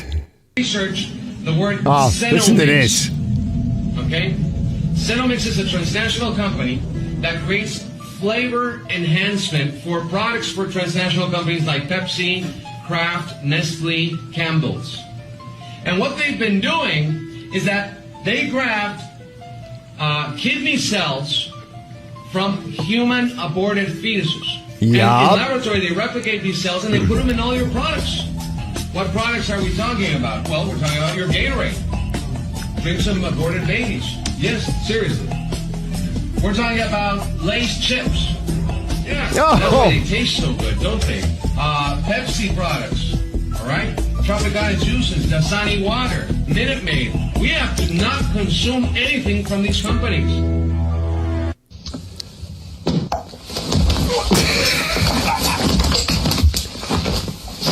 I always get a kick out of this. Literally. Get it? I've been doing that a lot lately. Double Google entendres. was basically started by the CIA. As former State Department cyber expert Michael Benz recently pointed out on Tucker Carlson's show, Google began as a DARPA grant by Larry Page and Sergey Brin when they were Stanford PhDs, and they got their funding as part of a joint CIA-NSA program, and then 1 year later they launched Google and then became a military contractor quickly. Thereafter, they got Google Maps by purchasing a CIA satellite software, essentially.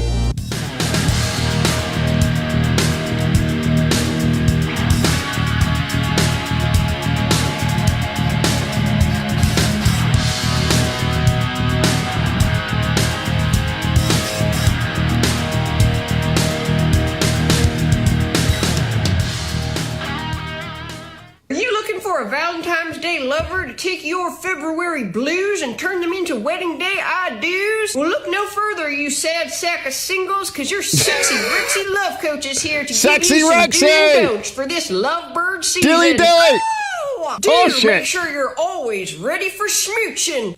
Ready for my kiss? Don't That's be hot. coy about your intentions. I'd like to take you home with me and dress up your little toesies like Lord of the Ring characters, and then afterwards we can share a jar of mayonnaise together. And finally, do buy a wedding dress and wear it all around town to show the eligible bachelors that you are not fooling around. Here comes the bride! Nice. Little headbanging.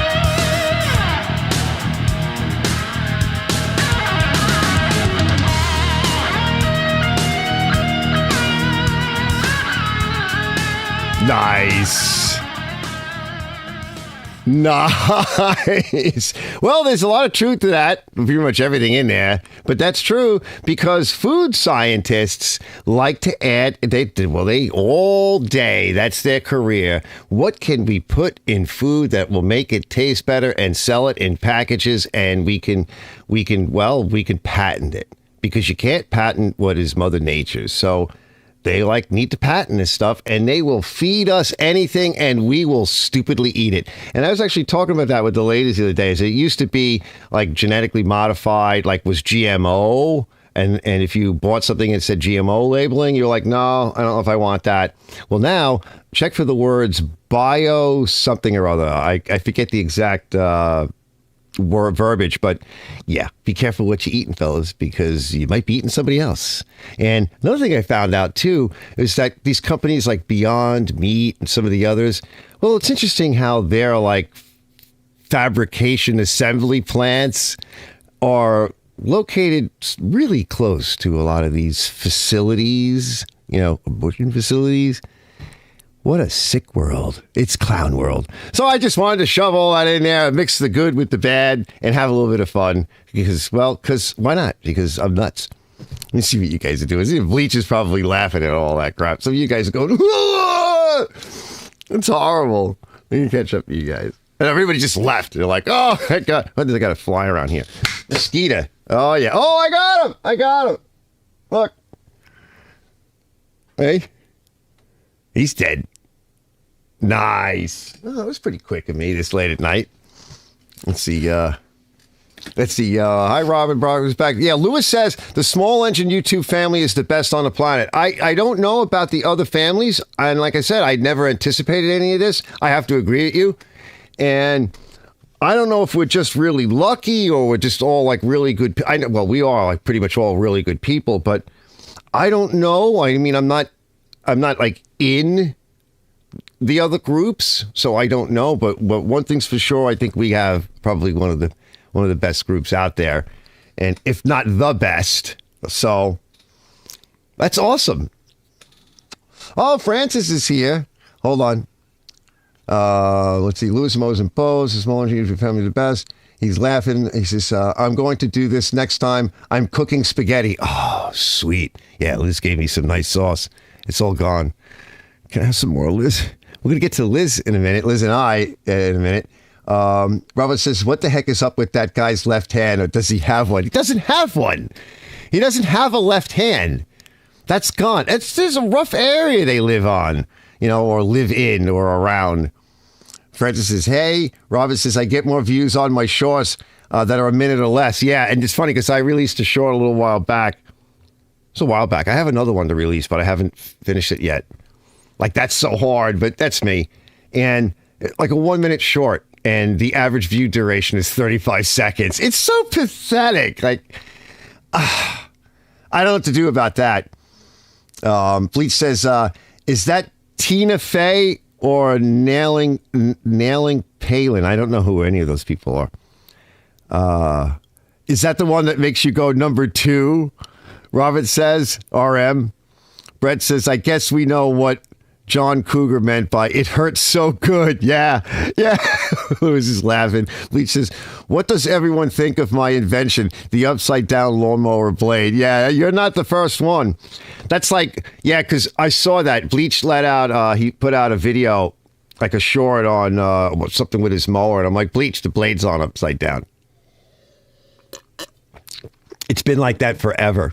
That's like me the other day where Henry caught me with the switch off and I'm trying to start it. Shoot us. We're not perfect, okay? You got to make some mistakes. Otherwise, it's not real. This is how we're going to tell because, all this AI stuff, right? If you think fake news is a thing now, just wait. Give it a little bit more time. You're not going to be able to tell the difference. And I've talked about this before. I don't want to stay too long on this because I want to get to the next segment. But I used to, for a bunch of years, I used to run gaming servers out of here. And I did a lot of coding and everything. And I worked with AI, artificial intelligence. I did mostly like Arma 2, Arma 3, Daisy Epoch. I did some Battlefield 3 and a whole bunch of other stuff. But I have between, I think it's something like 10,000 hours. Just when we were looking one night, a bunch of months back, and we were talking about this. Some of the fellas that I still talk to. I'm like, do you realize I have accumulatively at least 10,000 hours? I'm like, we just looked at on the stats and it's just unbelievable. That's why I don't do it anymore. To hell with that. I gave enough of my life to all of that. It was fun. Most of the games and stuff these days are Satanist games. And they really are. Like I see all the symbology. Everything is all about Saturnalia and spell casting, and I'm like, I don't want to be involved in any of that. I think 2006, 2007 was the pinnacle of a lot of good creativity. A lot of new science had come out with AI and with graphics and with the computer systems and all of that technology. And then they started doing things like releasing games that weren't finished, calling them beta, and you would buy. And now these games are expensive, and you're buying games that are really expensive, and they're not done, and they keep patching them, and things don't work right. I'm like, I don't even want to do any of this anymore. I don't want to code. All the coding fucked up my thumb, my wrist. I got I got some carpal tunnel up through my elbow into my shoulder, and I'm like, I'm done. I did a lot of flight sim with the A10 Warthog. I had a full rig set up out here, widescreen. I learned a lot about that because they used to build them around the corner from me where I used to live. So, yeah, I'm just done. Brett goes, and there's your dinner. He goes, and there's your dinner. All right, I'm going to take a pee break. Let's go to the pee lady, and we're going to come back, and we're going to finish up because we're almost at 2 hours. So I want to try to do like 2.5 hours. And we'll come in with, what was it again? We have to finish up. So hold on, we'll shut that off. I'm getting better with this now. So you click that button, I click this button, that pops up. There's my graphic, my other graphic. It's simple, but I'm learning. So we did, thanks to Natalie. Okay, so she talked a little bit about, well, I don't want to say it again. And we'll get to Liz and some outtakes and then we'll close out the video. And I think that's not too bad. All right, let's get the P lady up. Let's see what she's doing. Hold on. Everybody go take a break, a shore break or whatever it is. Make sure I get the volume on for her. Yeah, because otherwise we have to be able to hear the echo, right, of the P lady. Oh, I hear it. I hear it.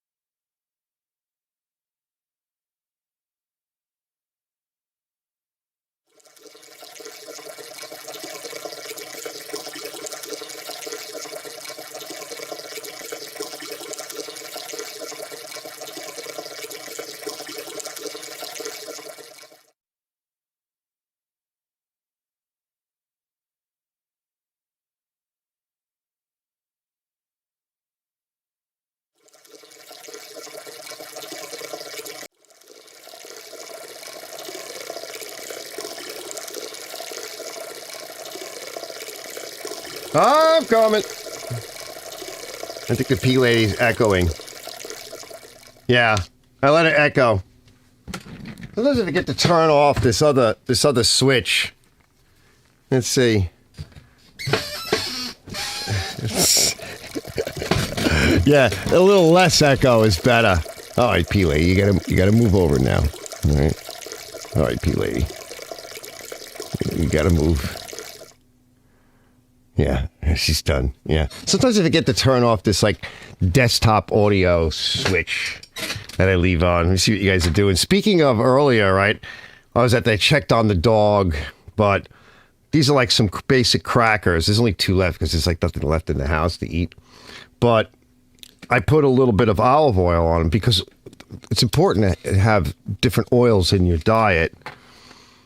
And butter, I use a lot of butter, and my doctor always freaks out because he's like, what do you eat? And I tell him, and he's like, how's your cholesterol now? I said, because that's not the cholesterol. That's not the problem, right? Olive oil, things like that, butter, that's not a problem, especially for a diabetic, and it doesn't raise your cholesterol. Because remember years ago, they were like, oh, cholesterol, it's too high. You gotta. Then they found out, oh, wait, there's 2 types of cholesterol. Yeah, low density and high density. Duh.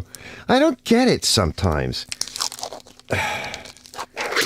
You have to have salt. You have to have oil in your diet. You have to have the right salt. You have to have mineralized salt. You have to have the right fats in your diet, not just any fat. You should never eat vegetable oil because it's garbage. Put castor oil in your diet. Let me see what you guys are doing before we get to the next little thing. Let's see what's going on here. There's your dinner. Who's on the boat? Pressure washer thing. You and Liz. Yeah.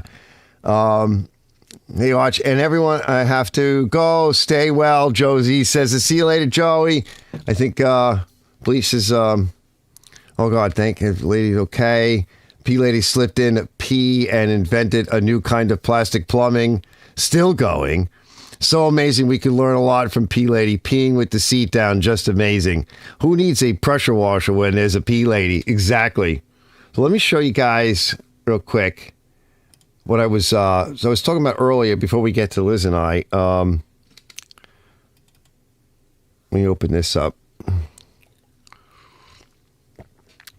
So we've been talking a little while back about 2-strokers.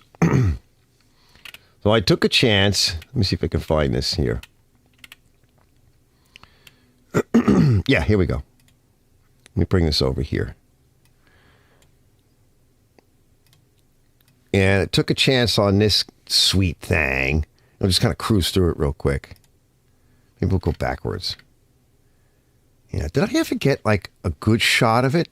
I thought I did. Oh, it might not be in this folder. This might work. Yeah, this might be good enough. I don't want to go crazy for it, but this thing's nice. All right, I checked in here. Plug is clean again, and I got nice. 28, a little bit of no C's. Make sure you crush that thread down, the gasket down. A lot of times people put these things in and they're loose. I pulled this apart because I wasn't sure what the hell was going on. It's one of. No, hold on. I'm just gonna cruise through it. Yeah, here we go. All right, it's getting a little cold and windy out here. This is not bad. So what I did was I primed it with the primer. There we go. Goes off. Turn it down a little bit. I tuned it. Took a little while. You hear it singing?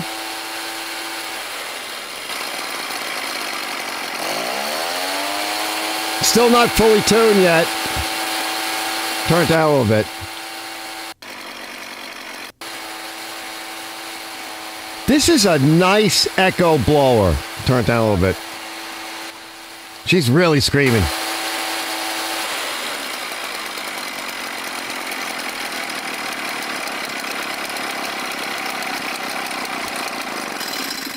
Okay, went a little too far. Doesn't like the low adjustment. But I wasn't done yet. Hold on, let's go back. Hold on. Oh, this is kind of funny.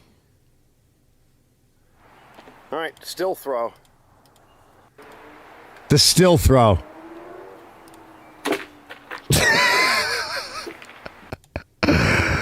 Look at this picture here. Yeah, I think this is one of them. There's another picture, but it's like an explosion. Oh boy. What have I done? Exactly. Yeah. Oh, it's a mess. But this is the kind of the nice thing about these Echoes. Look at this. It looks real good. So I just blew it out a little low pressure air. I'm going to hit a little bit of chain wax. And we're okay over there. And it's right where you can get at it. So let me come back. So I just wanted to mention that we were talking over time about two strokes and bringing two strokes back into the fold or whatever. And I know a lot of us stay away from. This is an older machine. I think it was, I don't think it's the ANSI, but it was one of the EPA regulator tags, 2000. All right. I don't know exactly how old the machine is. He says he gave it to his father. He's had it for a while. He's around our age. This could be, hold on, I got to bring this thing up. 20 years old, 24 years old, but it was in such nice shape and it was taken care of. Yeah, beautiful Echo. Yeah, let's see. Brett says, yeah, beautiful Echo backpack. Robert says, dilly, dilly, the pit of misery. You, Tistis Arch, throwing a still. Yeah, that still was, you'll see that video. I think I'll just make a quickie out of that. Not a short, but like a quickie video. You would throw it too. Throwing the still. Oh, it's beautiful. I like stuff like that, though. It's kind of funny. And I was talking about, like maybe we should start fixing some of these and, which ones and getting some more tools. Some of the tools that I really do need to get. It would be nice to have anyway. And not just saying, no, I'm not going to do any of them. And this goes to that conversation I had. And then I did a machine for somebody. And it didn't work out. Remember, it was that Craftsman weed whacker, and that was the one with all the gook inside, which people chastised me on. Did you bother to check the muffler? Did you bother to... No, didn't even bother to check the piston or the cylinder wall. Yeah, I actually mentioned that, but you didn't watch that part, Meg. Just like some nasty crap. But this is how people can be. They're cranky, right? Like that lady that said, all I know how to do is mint out mowers or detail them or whatever. And some things are obviously not worth it. But because I made the valiant effort and I got a minimum charge, right, because it has to be, the guy brought another machine and I did another machine for the guy. And I like the guy and he seems like a pretty cool dude. Now, this guy that owns this backpack blower, he waited a long time for this thing. But when I evaluated it quickly and talking to him and looking at the general overall condition, like, and I think I can fix this. I don't see why not. And I'll go through it and do my routine. And it all had to come apart, but it can come apart. And it's not that hard. It's overwhelming. When you look at what's on the table, and I have some other shots of it, and in the video, I do like a little cut, a little short segment, where it would overwhelm a lot of people. Maybe not us. Well, it might even overwhelm us. But a lot of people it might overwhelm. Because it all comes apart. And it's meant to come apart. And in some instances, depending upon what you're fixing, you don't have to take all of it apart. Like that coil, which is literally right there.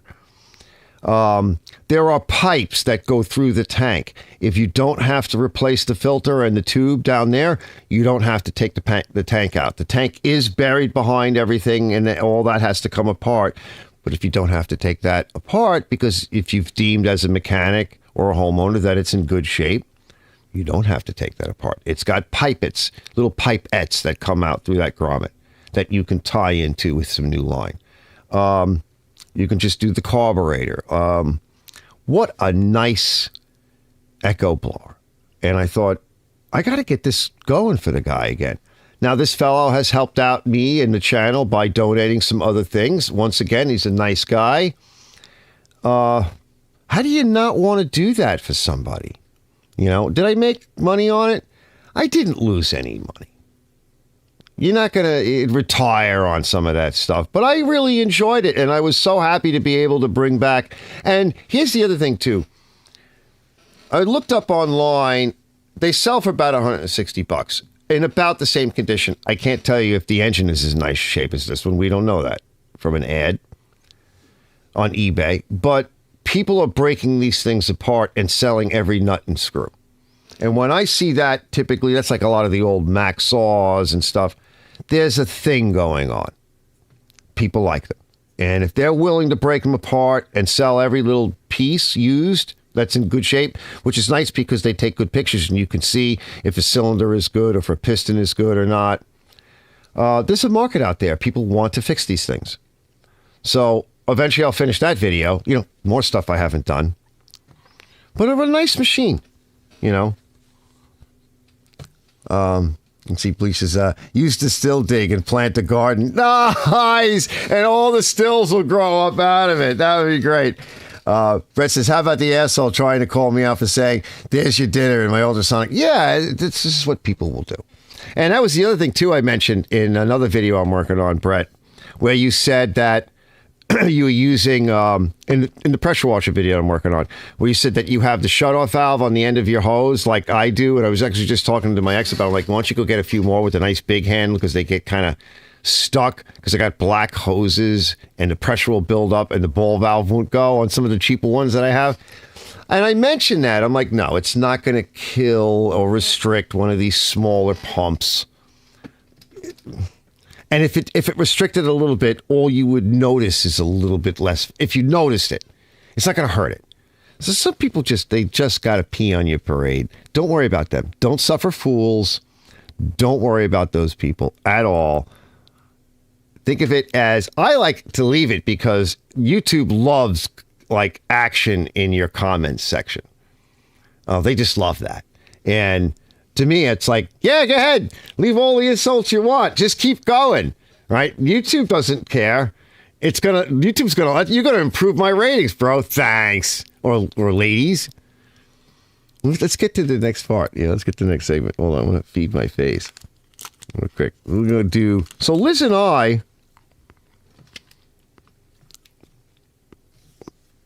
are working on a video. And, it's funny, dude, because when I first started the YouTube channel, I asked if she wanted to do something with me, be on it or whatever. And she says something to me like, you're trying to exploit me, because she's pretty in her own way. Like, I'm not trying to exploit you. You're just trying to exploit me so you can get views. I think she was serious. And then she says to me, why don't you do something with one of the kids? I'm like, oh, I see how this is. I'm like, well, you need to think about what you're saying. So I shouldn't exploit you, but I can exploit your kids. Female logic. So I got her into onto the dirt on the little mini bike, and I think I told you guys already. I told her, I'm like, well, I'm going to shoot this, right? I'm going to film this.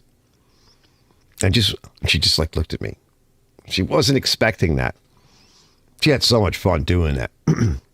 I said, I just want you to understand. I said, you're going to be famous. I mean, this video could get tens of views, maybe tens of tens, maybe even hundreds of ones. I think that's basically what it got. And again, this goes to what Joey Z, what we were talking about earlier. It is not in the genre necessarily of small engines. And neither is this car repair video. And neither is this LipO battery video. And neither is the the LED light, which I don't know very much about, which I'm learning very quickly. Neither is that video. But they were fun to do. And it's stuff that happens inside the garage or just outside of it on the property. And it does have to do with mechanics and technology. Neither is the camera stuff I talk about, or half the crap that's on my live shows. But we're having fun. And she really did have a lot of fun driving around that mini bike and making a video, so to speak.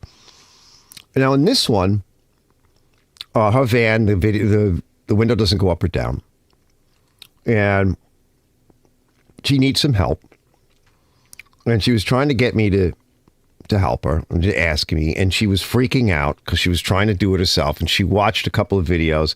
I watched a video too of a lady doing it, and she realized it was a little bit, beyond her capability. So she's freaking out, and she's texting me on, I think it was like a Saturday, whatever, asking me if I could stop by. Maybe it was a Sunday, and I got up like really late. By the time I hit her back, I think she was getting really frustrated. And I could tell, and she was getting frustrated. And it's getting hot out, and she needs to be able to open the damn window. And she's like, well, if you want to help. I'm like, I will help you. So she's freaking out over this. I think she told me later on that day, she went and rearranged her house, her living room, because that's what they do. They need a sense of control and everything. And I'm like, why don't you plan this stuff a little bit with me? She comes over here. I just need to borrow a T11. First, she's calling it a torque wrench. I'm like, what the hell do you need a torque wrench for your window for? I'm thinking to myself, what the hell do you need? No, a Torx wrench or star wrench. Then she shows up. Well, I don't want to, I just need the wrench. I don't want to interrupt you. I know how busy you are, but I'm like, but you are interrupting me, and you know how busy I am. Why can't you plan this stuff? Well, because I know. Well, I'm trying to get better at this stuff. I'm like, guys like me, usually we stay away from women, right? Like the mitgal, the men that go their own way, because you women are trouble. This is what you do. You trouble, you come over here, you interrupt, you disturb, and I'm trying to get better at it. Like, women will shit test you.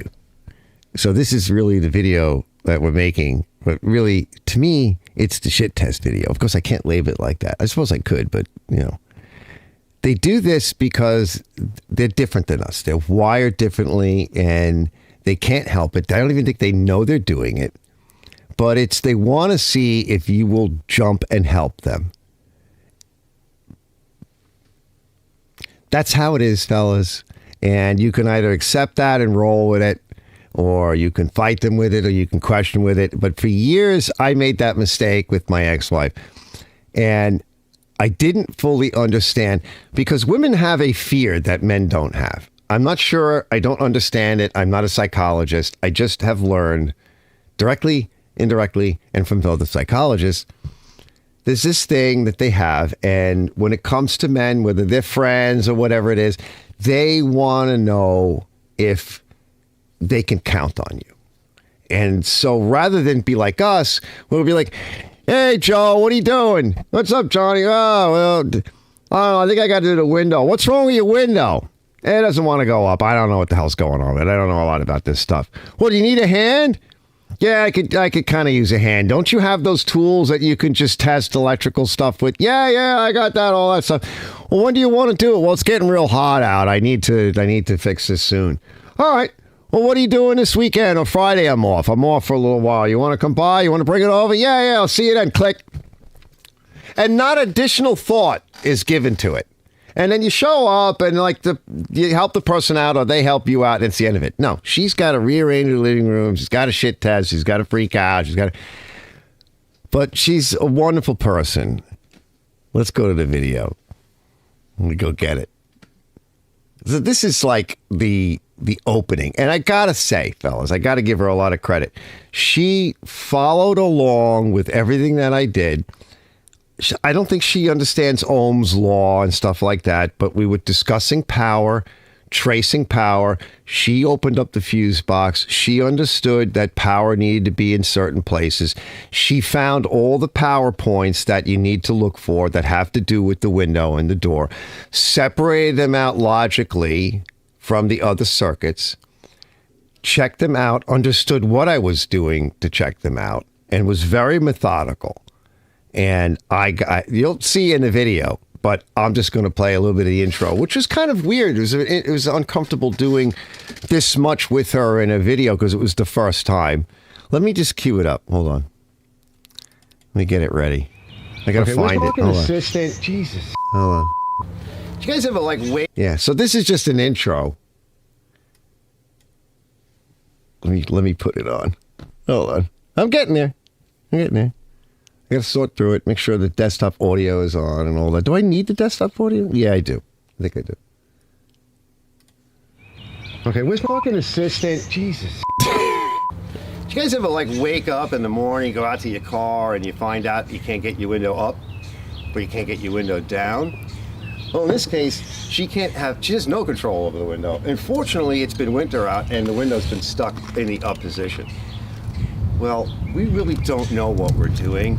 Not at all. Not at all. So what we're going to try doing is the impossible, which is we're going to take you guys along for a ride. Now, just real quick, a lot of the videos that we both have watched, I watched another one more than she, which is a total of 2 between us. Partial, yeah. Most people don't explain anything. They just assume that something is wrong and they go in there and they start working on it and taking the door apart and all that. Like I did. Yeah, we're not going to do that. We're going to try to show you what we're doing to figure out what's wrong, because the truth is, we have no idea. None whatsoever. Yeah, a little bit. We think so. Yeah, we have found out some interesting stuff. We'd like to share it with you. So stay with us, and we think that we can fix this situation. I really hope so. It's hot. Yeah, it's getting hot. Nice. I want to play another segment in a minute, but I can tell my sugars are going low, so I got to eat some sugar. So I'm going to have a little bit of sugar while I'm eating this. I can tell, because this is what I mean. Like, if I inject, I have to use less insulin now. Otherwise, it's too much. It's too much. Now, that was like a one-off take for her and I. And it's a little uncomfortable, and I'm making a mistake. What's annoying me is I'm doing this. And I'm pointing too much. And I'm obviously a little nervous. She's a little nervous, but she's okay. We did that more at the end of the day, and I think we did a midtro. Let me see if I can find it. She was really good. I'm going to find that folder. Because it was just in the Echo backpack folder. Yeah, here we go. So this is kind of cute. I think I have to do the right monitor. Here she is here. Hold on. Say that again. Yeah, this is kind of cute. Hold on. I got to go to the other monitor now.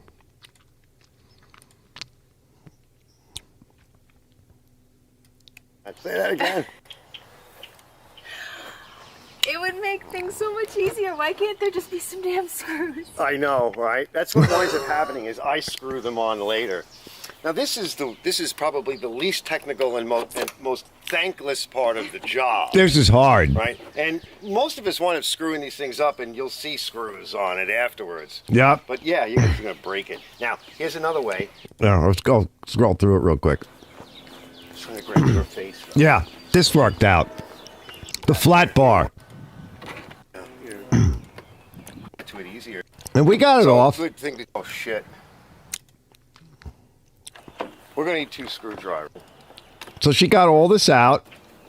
Disconnect. I'm going to have her finish it up because I don't need to do that. Take a peek. She'll be able to pull. That's what you got to kind of. She pulled all this apart. And then, so I'm going to go get a picture of that. Hold on, let me get in there. Power, ignition. That's what I think is what's wrong with it. And we'll try to trace. That thing on the right, I think, is the control model, module. So that's what she ordered. This, I'm not sure what that is. I don't have the book. And that's the other problem, is she might have the book at home. She forgot to bring it, but I don't have like a Chilton's or whatever, so I can't tell you exactly. I can't believe it's not butter. I took a few pictures of it as well. We followed the power through the circuit all the way through. I'm going to get you guys in close in a minute. She's actually holding this long wire here is connected over to the negative side of the battery. And not seeing any. Guys. Very difficult to show this type of stuff. You might be able to see it. Yep. We got 11. Let's see if I have the Nitro. Let's see. Yeah, this might be it. don't know if this is the intro or the midtro.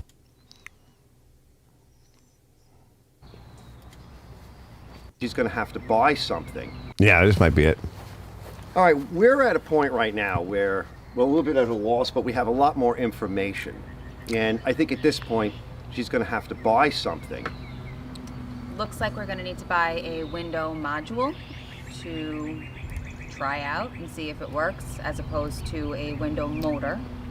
Yeah. So we're going to get the module and see what happens. Yeah, that's the only thing we can do. It's like what they call shotgun diagnostic. Without some instruction manual, without a schematic, which is the wiring diagrams, we're doing basics troubleshooting, and we're both in agreement with that. We've both gone over the electrical system like we're showing you here, and we think the motor might work, but we can't test that. We don't see any power to the motor. No. We do see power coming in. It's at the door. There's power in the door. The locks work. Locks work. That module, that control, what did you call it? The control module, what was it? Window control module. It's suspect, and it is an electronic device because it has required to not only deal with regulating the motor up and down, it has a current limiter switch in it. In other words, there's gadgets inside that we have no idea what the pinouts are or how to test it, other than buy a new one. But we had to take the door apart to figure out which one to get. That's right. And we showed you guys a little bit about that. So even if you leave at this point, right, you guys know it's not so hard, right? We actually just hung the door panel back on in, what, 5 minutes? Oh, yeah. Super it's easy. quick. We didn't even screw it back in. The clips are holding it. And there's only, what, 3 screws? How many? 2. So the heck with the screws. She's got it in her console. We plugged everything back in. It's all modular that way. At this point, it's money. I will see you guys. And hopefully before the end of this video, we'll have a fix for you. But we figured we'd give you guys an update, at least at this point, as a sort of midtro update. And, well, who knows, but you'll probably see this like that. But it'll be, I don't know, depends on how long it takes for us to get the part. Hopefully only a few days. Yeah. I hope. All right, I'll see you guys in a bit. Nice. Now, if the audio worked... All right, let me come back. Catch up with you guys. So this is one of those kind of videos, though. It's totally off the beaten path for me. But I've done some with my truck and my van and a few other things, not small engines. It's going to require a lot of detailed edits going along because you're doing a diagnostic. And like I said, she followed right along. She knew where she speaks a lot in this video as well, talking about like standing over the fuse box and talking about which fuse and testing it and talking about it, describing it. But it's going to be a lot of edits because there's a lot of wasted time. That's boring because it's electrical stuff. That's why I say, it was fun. It was the first detailed video I've ever done with her. She seemed fine with it. Can't figure out why she wore a black dress. Women, Let's see.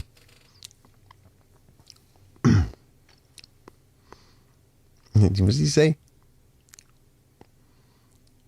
He says, smells like 80s, the Grateful Dead concert in my room.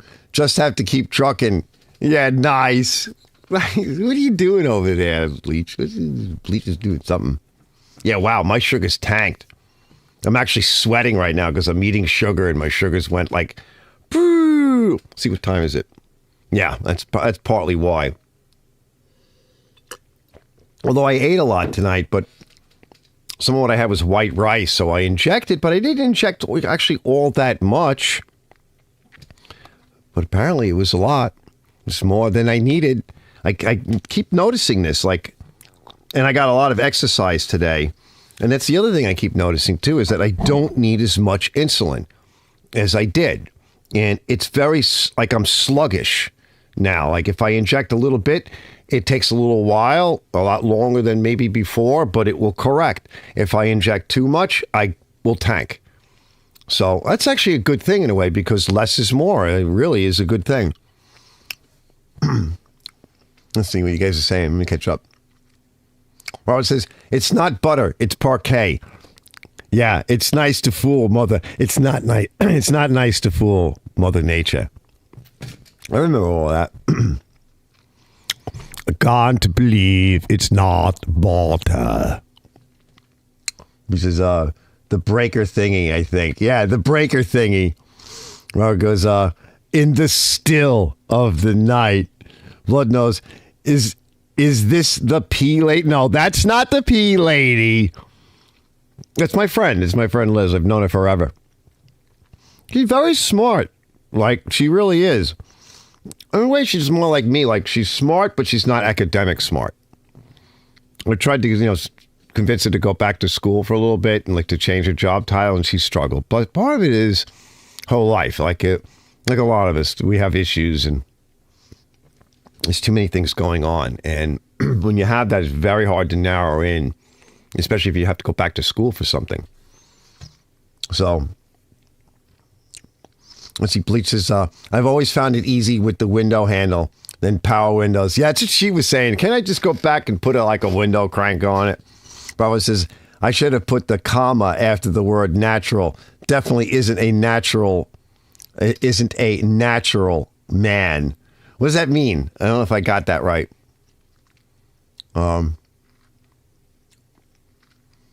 Liz is a natural. Oh, Bravo goes, Lewis says, fantastic job. Bravo says, it's not butter, it's parquet. And Bravo says, Liz is a natural man. Yes. It's funny. Now I understand. Nice to meet you, Liz, Bloodnose says.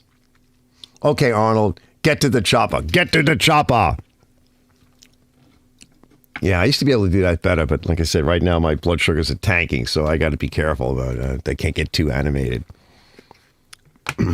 Yeah, that was tanking hard, too. I can tell. I can feel it. It's like one of my doctors says, I can't believe you're still alive and doing stuff. It's like most people would be in a coma. Thank the Lord.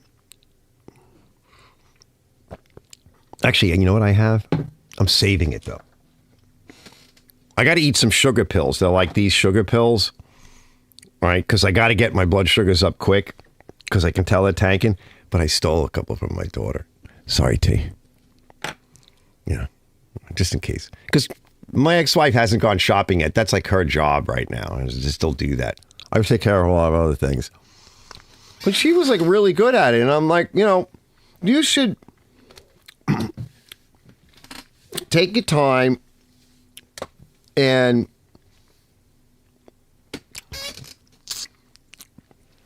I'll lead, and I don't want to say inspire, but I forget the word I used. I'm like, but I will prompt you. And she bought right into all of it and was very good. And we kind of just like with the intros and the mid-tro, I call it, I'm like, I'll just go over it quick. And I think what I would like to do is if that part, when she gets that part, if she comes back, which she probably will, unless she tries to just do it herself. I want to be like, look, let's just go over this real quick. You come on the video and say, all right, I've got the part. Let's go put it in, something to that effect. We'll fool around, maybe take a shot or two, but you do it. I'm not even going to be there. I'm going to be the camera guy. And then you go and install it. And I'll help with you. I'll help with the narration, but you do it. And take the wires and do all the, the fasteners and everything else and explain it a little bit, because I think she's got enough experience now.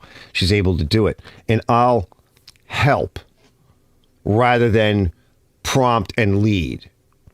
And I think that if that works, then that'll be great. And then it'll be a lot of editing.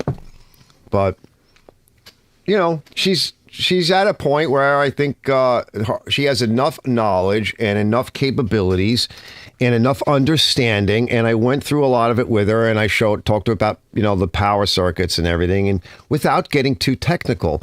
And when I'm done with this video, that's when, like I was saying earlier about like, how do you show stuff like this?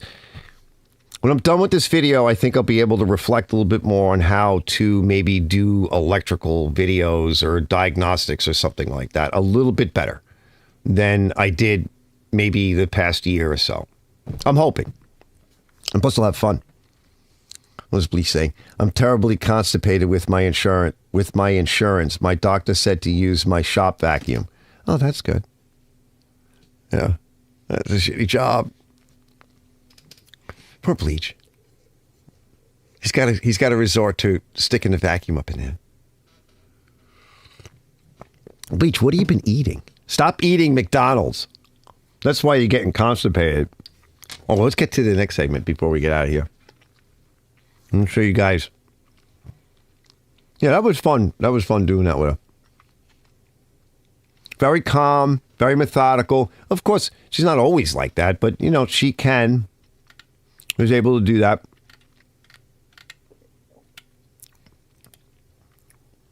Let's see. All right.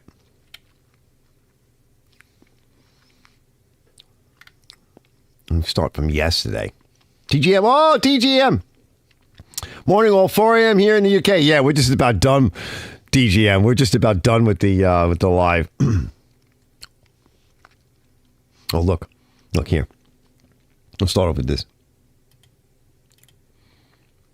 All right, so we got audio. Check this out. Big Mike was here. Thanks, Mike. I was like, he's like, yeah. I'm like, no, F you, bro. How'd you get that? Well, let me show you. It's not bad. The LT and the LTR lawn tractors operate as manual. I'd like to have stuff like this. And, oh, what page have we turned to by accident? Look at that. All right, let's go outside. Does that look familiar? Yes, it does. Let's find out why. Oh, let's go outside. Yeah, all right. Let's see. Do we go outside right away? Yeah, I think so. That was very funny because we actually broke this wheelbarrow, which is kind of beat anyway. And I was laughing because I was just watching Farmcraft. I think that's the name of the show, and he's always doing stuff around the farm and the diesels. And he broke his wheelbarrow, and he made all new, stakes and everything for it. And I was thinking, oh, I might have to do that to mine because mine's all beat and everything. Well, he gave me this, and yeah, we went to wheel it, and it snapped. But yeah, we got everything, and wheel weights. Wheel weights are in here. That's probably, it's heavy in here. We're going to leave it like this for now, but they're buried. I'll get them out. I'll get them out in a minute. I got the camera in my hands. I don't want to be fooling around. But the weights are nice, too, because they can go on anything. So not on this tractor. I think we're just going to sell this one, like I've mentioned before. It's got a lighter weight, 16 horsepower engine in it. We'll fix it. We'll get it running. I have the deck. It's in beautiful shape. And then we'll get rid of it. Although it would go right on this, most likely. Well, we could make it go on. And these are kind of lightweight. Remember I mentioned this one. This one's got, was for a 46-inch cut, and it's got the automatic transmission on it. I know it looks rude, but I have a lot of stuff. As you can see, there's also some boxer engine machines back here. We're going to be going through that. But we'll take a look at this in a minute. I'll pull this off. And then there's this one. Now, this John Deere, I forget the model number on this one. It's not really set up for that because it has like the unibody toilet frame, like a lot of them have. Even this one kind of has that. Yeah. Notice like this does not bolt on. It's actually kind of part of the chassis. This one's got the boxer motor and the rear steer, but I had mentioned maybe something like that. Putting something on. We'll have to see. This is too small, and this one I'm probably going to sell because it's just too much work and it's just a lot involved in it. So I might put that up for sale and then give Mikey some money for it or whatever. It's kind of beat. This guy here is the one that Big Mike gave me along with the Sunstar, which we'll get to. And although a lot of this would fit right on his Sunstar with some modification, the more I think about it, fellas, is that we don't know much about it. We tried to run it. I was in one of the videos I put out. The motor should run. It has no ignition. It has compression. I was like, why don't we put like a cap on it, like a not to exceed, like $200 or something. Let me pull the motor out, maybe rebuild it or whatever. We'll bench run it. We'll get it running, we'll bench run it. And we'll get it nicer if it's worthy of getting nicer. And we'll put it back in. And if it goes in and we can free up the transmission, which I don't see why we couldn't because it's such a beefy unit. I mean, I'm holding this up, but you can't really see in there, but I showed it before. I mean, it's a tank. And as I said to him, he just needs something to plow some of his upstate property. I'm like, I don't know if I want to ruin this. Once you take the plow off, this is dead. Yeah. Now, if the tranny's dead, okay. I can have half of the wheel weights. He's got these beautiful chains. We'll put some different tires on the front, maybe something more aggressive or even something with chains.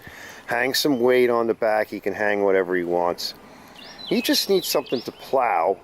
And if you take the plow off of this, I don't know what you would do with it. Yeah. Put another seat on it. Not like I don't have seats. Not like I haven't done that before. Let me show you this. We fool around with that. Some of these are going to go. Of course, his Sunstar is underneath the cover. And he wants it for cutting. And we can do that. By the way, my contractor guy, he gave me this back. Nice, huh? Looks like it's a tip or whatever. He's not going to use it. We have a little bit of something to do to it, though. Even though I made it run nice and everything, I think I want to replace the push primer. Yeah, Ken reminded us of that in one of his videos. Like, you thanks, Ken. They get when they get stiff, they get beat. You know, especially when it's cold out. And then that one doesn't have it only has pull start. Somebody fried the electric start on it. All right. Not sure how this is going to play out, but... And then, of course, we've got this guy. Now, this one here is pretty neat. I like the way it sets up. We got to fix this cable or get another one. It's a little cheaper, a little cheesier.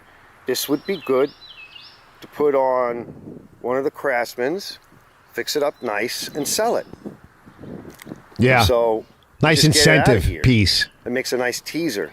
But this is much beefier. And I don't know if that tractor can handle it. Yeah. Or if one of the others can handle it. My guess would be is, even though it's set up for John Deere, you could see it's made for a bigger frame tractor. He said, I think it might be for LT 110 or something. I think that tractor there it might will fit handle on one it. of these frames. Because remember, these have more like a separate frame. So it might work good for that. And it's got the big motor and the automatic in it. All right, let me get out of here. I got to get back to work. It's the end of the day. I've been fooling around all day with people. Yeah. Oh, let's see. Yeah, see, now look at this. So now you can see the difference. Right? There's the skid plate for it.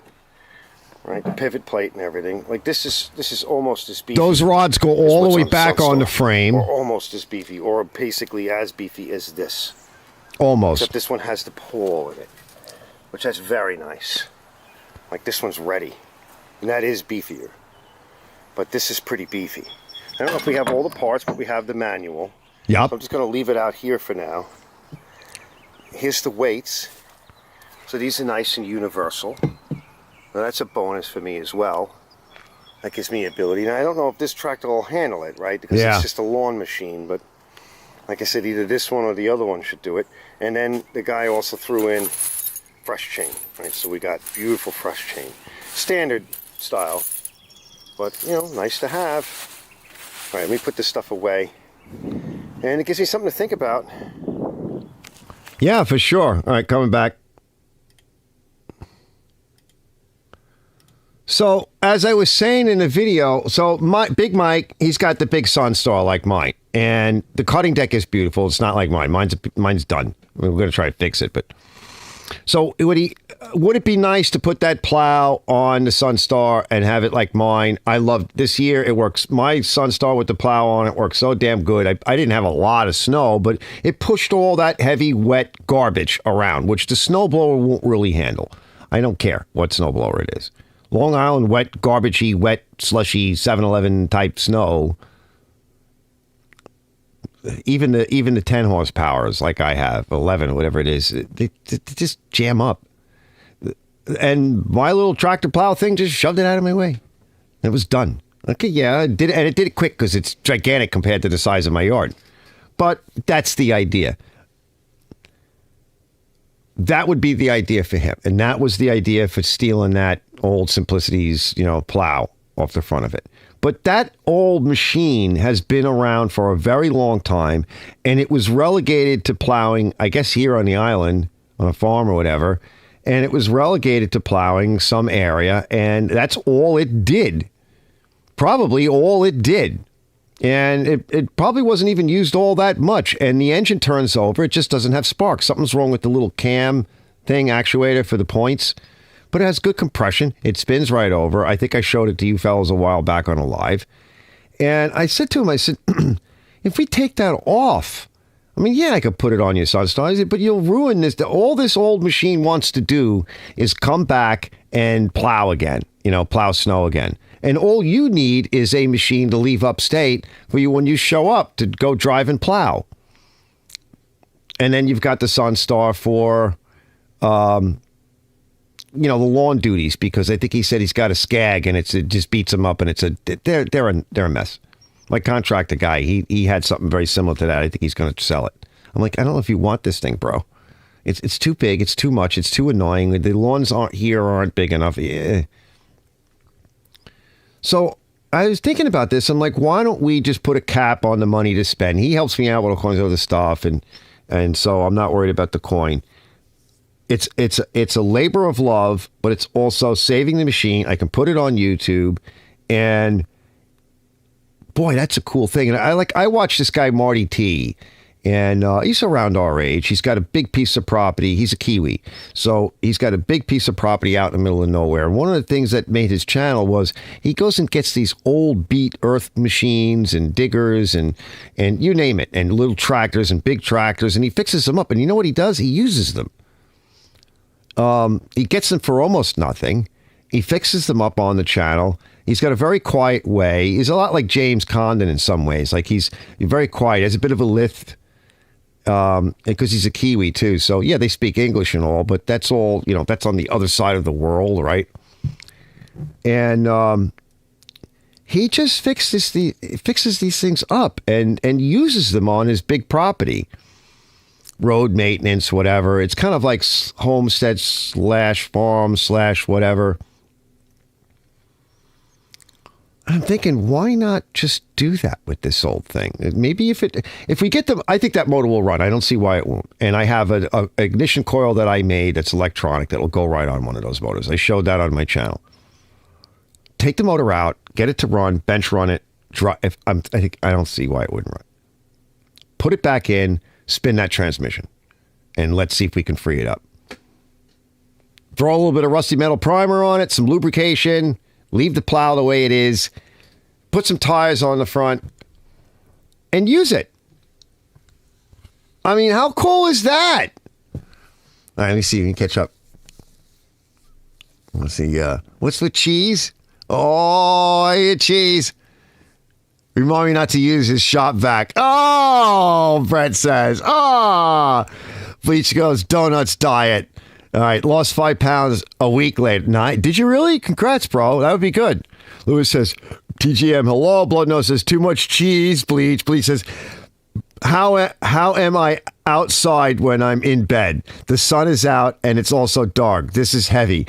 You got to stop smoking that cheese weed.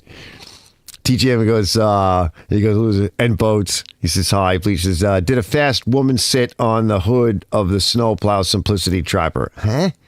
Bleach goes, level up and eating pepper jack cheese during lunches. Yeah, that stuff will fire you out. Bloodnose goes, delicious. Yeah, Lewis goes, love the boneyard. Yeah, it's getting a little thin. That's my garden. And whenever I say my garden, that's really what I'm talking about. Leach goes, eat a green pepper, whole one for lunch. It was on sale at the Walmart for 58 cents.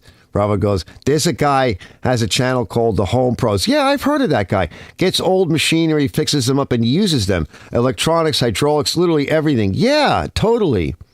Leach goes, thinking of making a pepper jack cheese sandwich. You're killing me. I'm going to leave in a little bit and try to find some more food. Bleach goes, 5 pound turd a week later from Pizza Donuts. Yeah, I took one this morning. It was one contiguous piece. It was over. Arch, what the hell you doing? I was proud. You know, I was a proud father giving birth in the trenches, sitting on the ball.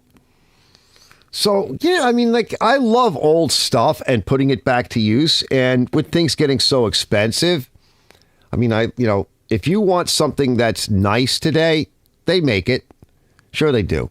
You can buy it if you got an awful lot of money. And if you need a whole bunch of things, then what? You're going to need a whole lot of money. And even just for like the basics, like a car and stuff like that, things are getting really expensive. So I think that if you have any aspirations to have a whole bunch of stuff, you're probably going to have to do it on the used market and learn how to fix it yourself. And the nice thing too is that here's the other angle to this, and I'm going to get out of here, I think, on this. We're 2 hours and 45.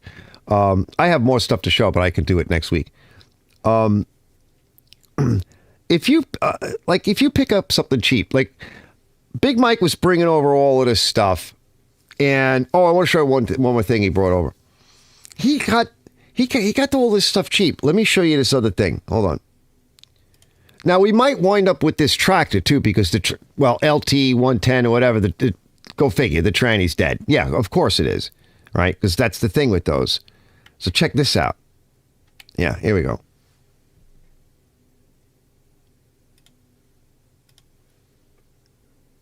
I think he said it was like $30, $20, $30.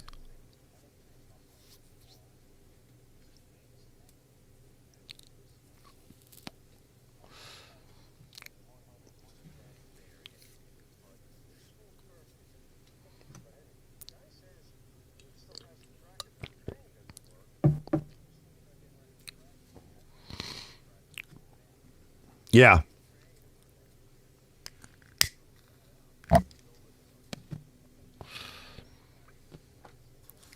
Yeah. It got cold. Yeah, hold on, let me back up. Oh, is that Ken? Oh, hey, Ken! Hold on, wait. I'll get to Ken in a minute.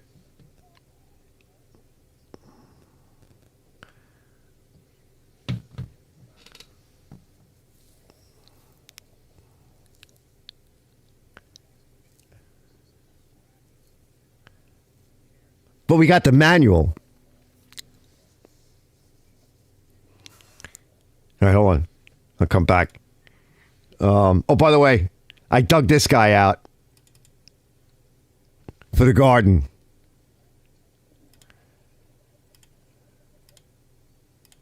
I had to prime it. This is the one on the channel. Yeah, I showed it here. This is what I did to the garden. Like, I use it for the garden and other things. Yeah, yep.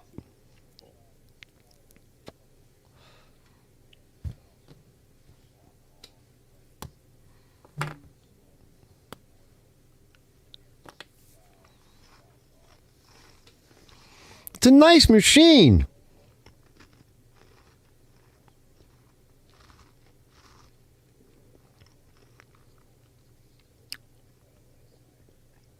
Not like I don't have 50 of them. Yeah, I'll dump the blade. Where's my cursor?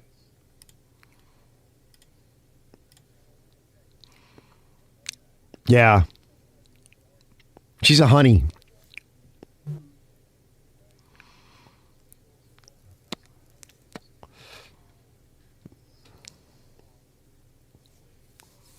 She did it.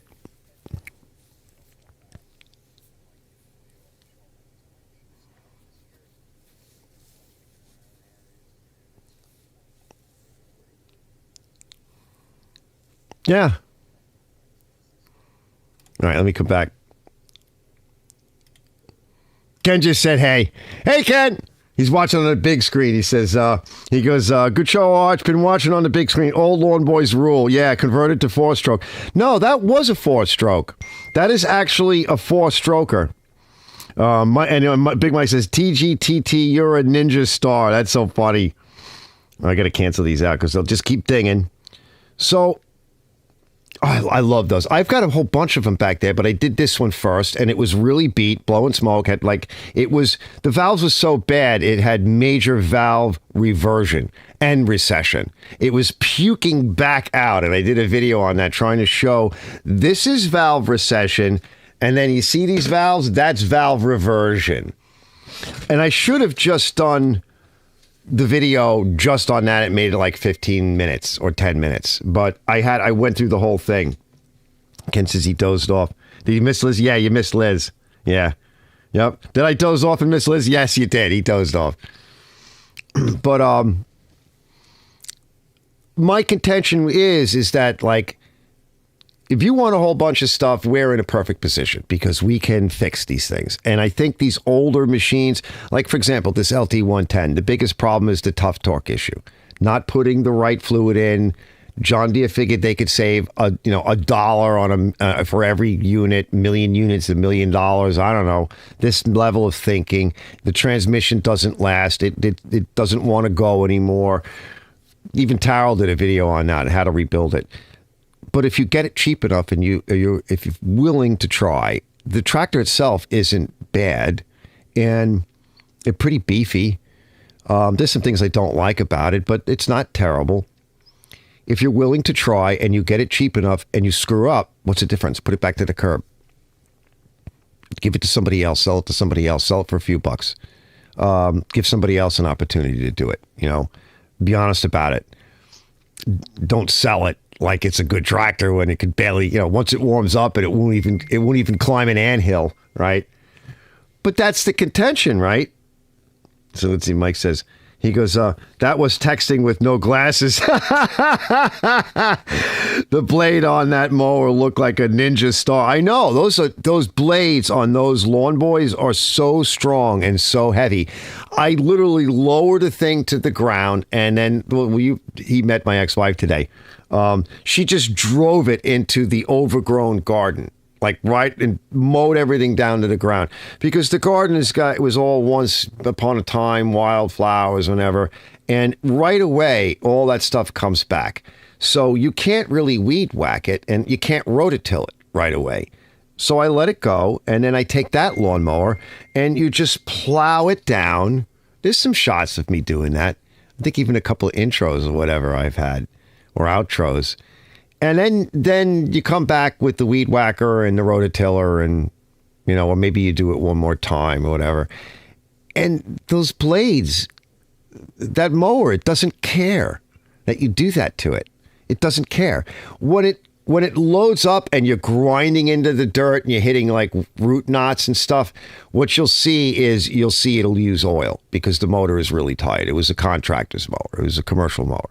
So you'll still see it. You'll smell it too, and you'll see the blue puffs come out, and she'll start sucking oil in. But it's not terrible, but you can tell. And when I started it earlier, and I showed that little piece of it, the muffler was aiming into the garage, and when I came into the garage, I could still smell its first start. It's that nice heady mixture of gasoline, oil, and grass. So it's gas and grass and oil burning and puking in, and I could smell it in the garage, and I'm like, ooh, I like that on a spring day. Ah, aromatic hydrocarbons. Nice. Let me get you these guys.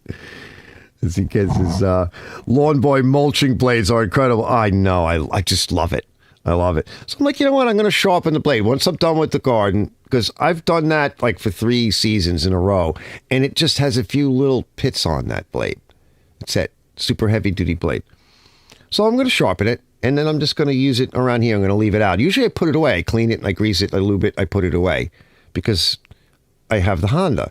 But like, we should use it more, get some more use out of it. And maybe if I feel so inclined, because I have tons of motors laying around. I just pulled some more off. I wanted to talk about the MTD, but I don't think I'm going to get to that today. We're almost at 3 hours. It's like 7 minutes left. I want to talk about MTD because I just went through a whole bunch of the newer MTD, as Ken says, where quality is just a noun.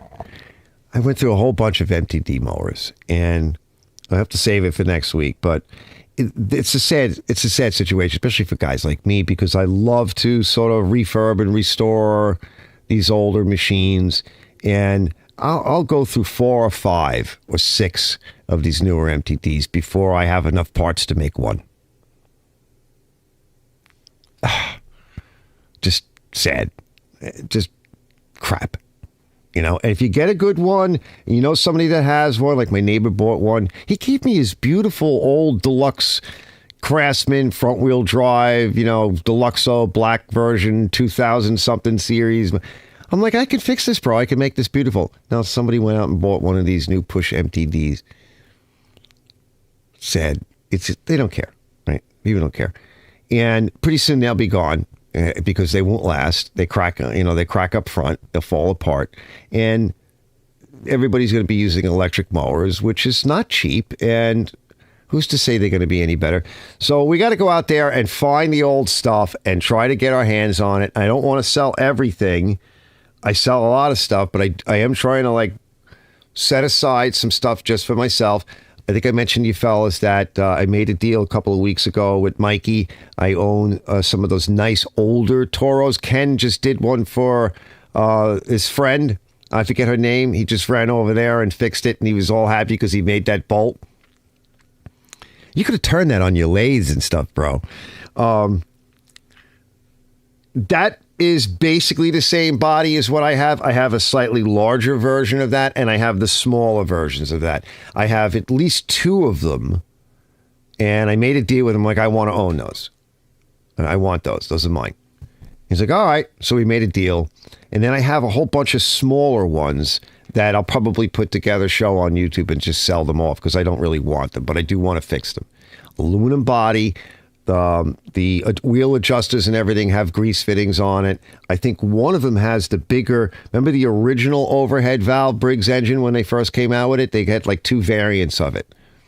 They came out with originally, it was big. It was 7.2 horsepower or something like that. Some 7.7. You guys know. See, what does he say? MTD. Wait, let me catch up. So Ken goes, ass, gas, grass, nobody rides for free. MTD, made to destruct. One pull Nelly. Yeah, the one pull Nelly. Yeah. Super recycler, SR4 aluminum deck. I love those. And in those variants, I did one a couple of years ago for my buddy Juan. Basically, it's his ladies now. She owns it. That was the one I think where I was talking about no grease, and I was going on and on and on about people complaining because I put grease in these things, and I put grease in the wheel adjusters and the bearings and all that. And meanwhile, these have grease fittings, and people would be yelling at me, grease attracts dirt, and you should never put grease there. No grease. I'm like, all right, fellas. You see that grease fitting there? Just whack it off, right? Some idiot put a grease fitting on this. Knock that off, pack it, plug it up with concrete or something or hot glue, and you should never put grease. I love these machines, and with the bigger motor and all that, I was going to keep some of those motors, and I'm like, no, I don't think you should keep them. You should just stay with the flatheads. Nobody's going to buy them. They're not going to appreciate them. You'll have to stock a whole bunch of stuff. Now I'm sorry. I'm like, I should have kept those. So I'm on the hunt for those because they're harder to find. And I seem to remember that there were 2 slight differences between the very, very first one they came out with, and then I noticed there was some slight improvements that they made to them. I don't know that much about them, but I'm like, these are big. So I think one of them has that engine on it. It has this huge bag that goes on the back. And with extra parts, I can make one nice one for myself and keep some of the other parts around. And maybe I'll get to make a second one. Let me catch up before I get out of here. Let me see. Let's see. He's still talking about cheese. South Park Randy Marsh turd episode. Well, a 5-pound turd a week later from Pizza Donut. Pepper Jacks is it goes. Let me catch up. The Blood Nose goes, yeah, you were so right, Arch. South Park Randy Marsh. Robert says, you stole from Mrs. Tractor. Shame on you, Uncle Archie. Lisa's like, are those my famous upside down blades on the John Deere deck? No, they're just the whole thing is upside down. That green mower is neat. Why so many blades? They're not really blades. They're mulching wings. They help create turbulence inside and spin everything around, and so the blades can get at it. Let's see what Ken says. Yeah, no grease. Stop it. Yeah, stop it. Stop it.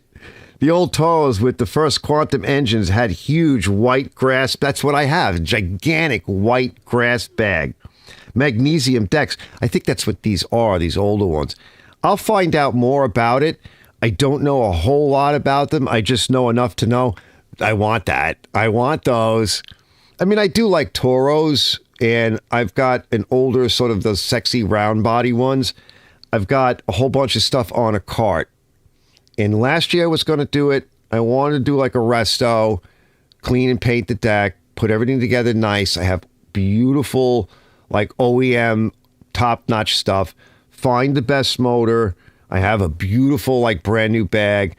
And I just wanted to do the whole thing. And I just never got to it. And I got it's on a cart in the garage. And my hope was that if I shove it in my way, I'll do something with it. And I just got too busy last year. So I'm going to try again this year. And it'll probably make it a personal pace rear drive. Because that, for some reason, other people like that. And I'll probably sell it. I don't think I'll keep it. I don't really need it, and I don't necessarily want it, especially now that I have the other ones. But I'd like to do a video on that. And people like the personal pace rear drives. A lot of people, like I have a couple of videos on that, and a lot of people have problems with them. They like them, but they have problems with them. Similar to the same problems I have on my Honda. When the adjusters start to get stuck and sticky, that's when you're at that threshold where there's too much junk and stuff building up. It starts to clamp down on the axle, and what'll happen after that is you won't be able to pull it backwards. The wheels will start to lock up, and you can service it, you can clean it and lubricate it. But what I'm finding is that with the older HRXs, you could do that. It will buy you time. You'll probably get away with it. But at some point, you might have to take the whole damn assembly apart and properly, polish out the shafts and clean everything. Because it'll get beyond the point where you can just keep going in there and moving things around and lubrication and all that. Especially if you've kept it in good shape, because the tolerances disappear. And if you don't take care of it, well then you have so much tolerance that the thing falls apart. So I think mine's at the point where I've taken good care of it, but it may have to come apart in the future in order for it to really be functional and put back to right. Because it's like I'll get like a season out of it now. It used to be I'd get maybe 2 seasons out of it or 3 seasons out of it after doing a maintenance on it. Now it's like I notice it in like a season. But I live in sand, and I have this very powdery dirt. And you can see the mower, like I think when I do a tune-up to it, you'll see the mower. I haven't used it all that much. And it's covered in this silt. Because it's like a gray style color, and there's a black top that I put on it. And it's just got this coating. It's not clay here, but it's weird. It's very dry, very, very dry. And it gets in. And it won't work. So, summer grease. Yeah. Oh, God, I'm glad you brought that back. All right, we got to get out of here, fellas. Let me just go through this real quick. Let me just go through you guys before I get out of here. Oh, those are my famous upside-down blades. That green mower is neat. My new neighbor cooked on a propane grill between the garage and their truck today. I think charcoal is tasty for grilling. Yeah, definitely. Although propane is nice, but charcoal is better. Blood knows MTD is many troubles daily. Yep. Good night, old Dilly Dilly. Blood Nose says. Bleach says, oh my God, I wish I could get the 80s Pizza Hut. So good in the 80s. COVID ruined a good old pizza buffet. Yeah. MTD made to die. Brett says, summer grease. But I enjoy my 1999 MTD I got for my 20th birthday. Yep. Yeah, some of the older ones weren't too bad. Bleach says, I wish I could figure out how to load my grease gun. Right? Check a video on that. Or weld my grease gun to a pipe wrench. Seals and cross grease. Yeah, that's good stuff. So anyway, I had fun tonight, fellas. And of course, I always enjoy hanging out with you guys. It's good to see you. Again, shout out to the Renegade and also to Zippo. And hope they're doing well and that they get better and all of that. And like I said, I had a lot of fun. Go out there and fix some stuff and go collect some old crap. It's not crap, okay? You're a connoisseur of fine, older things. That's what you are, right? You're not a junk collector. You're not a hoarder. Yeah, you're an appreciator. You appreciate the finer things in life. I'll see you guys later. I had fun. See you later, Lewis and Robert and everybody else and Ken and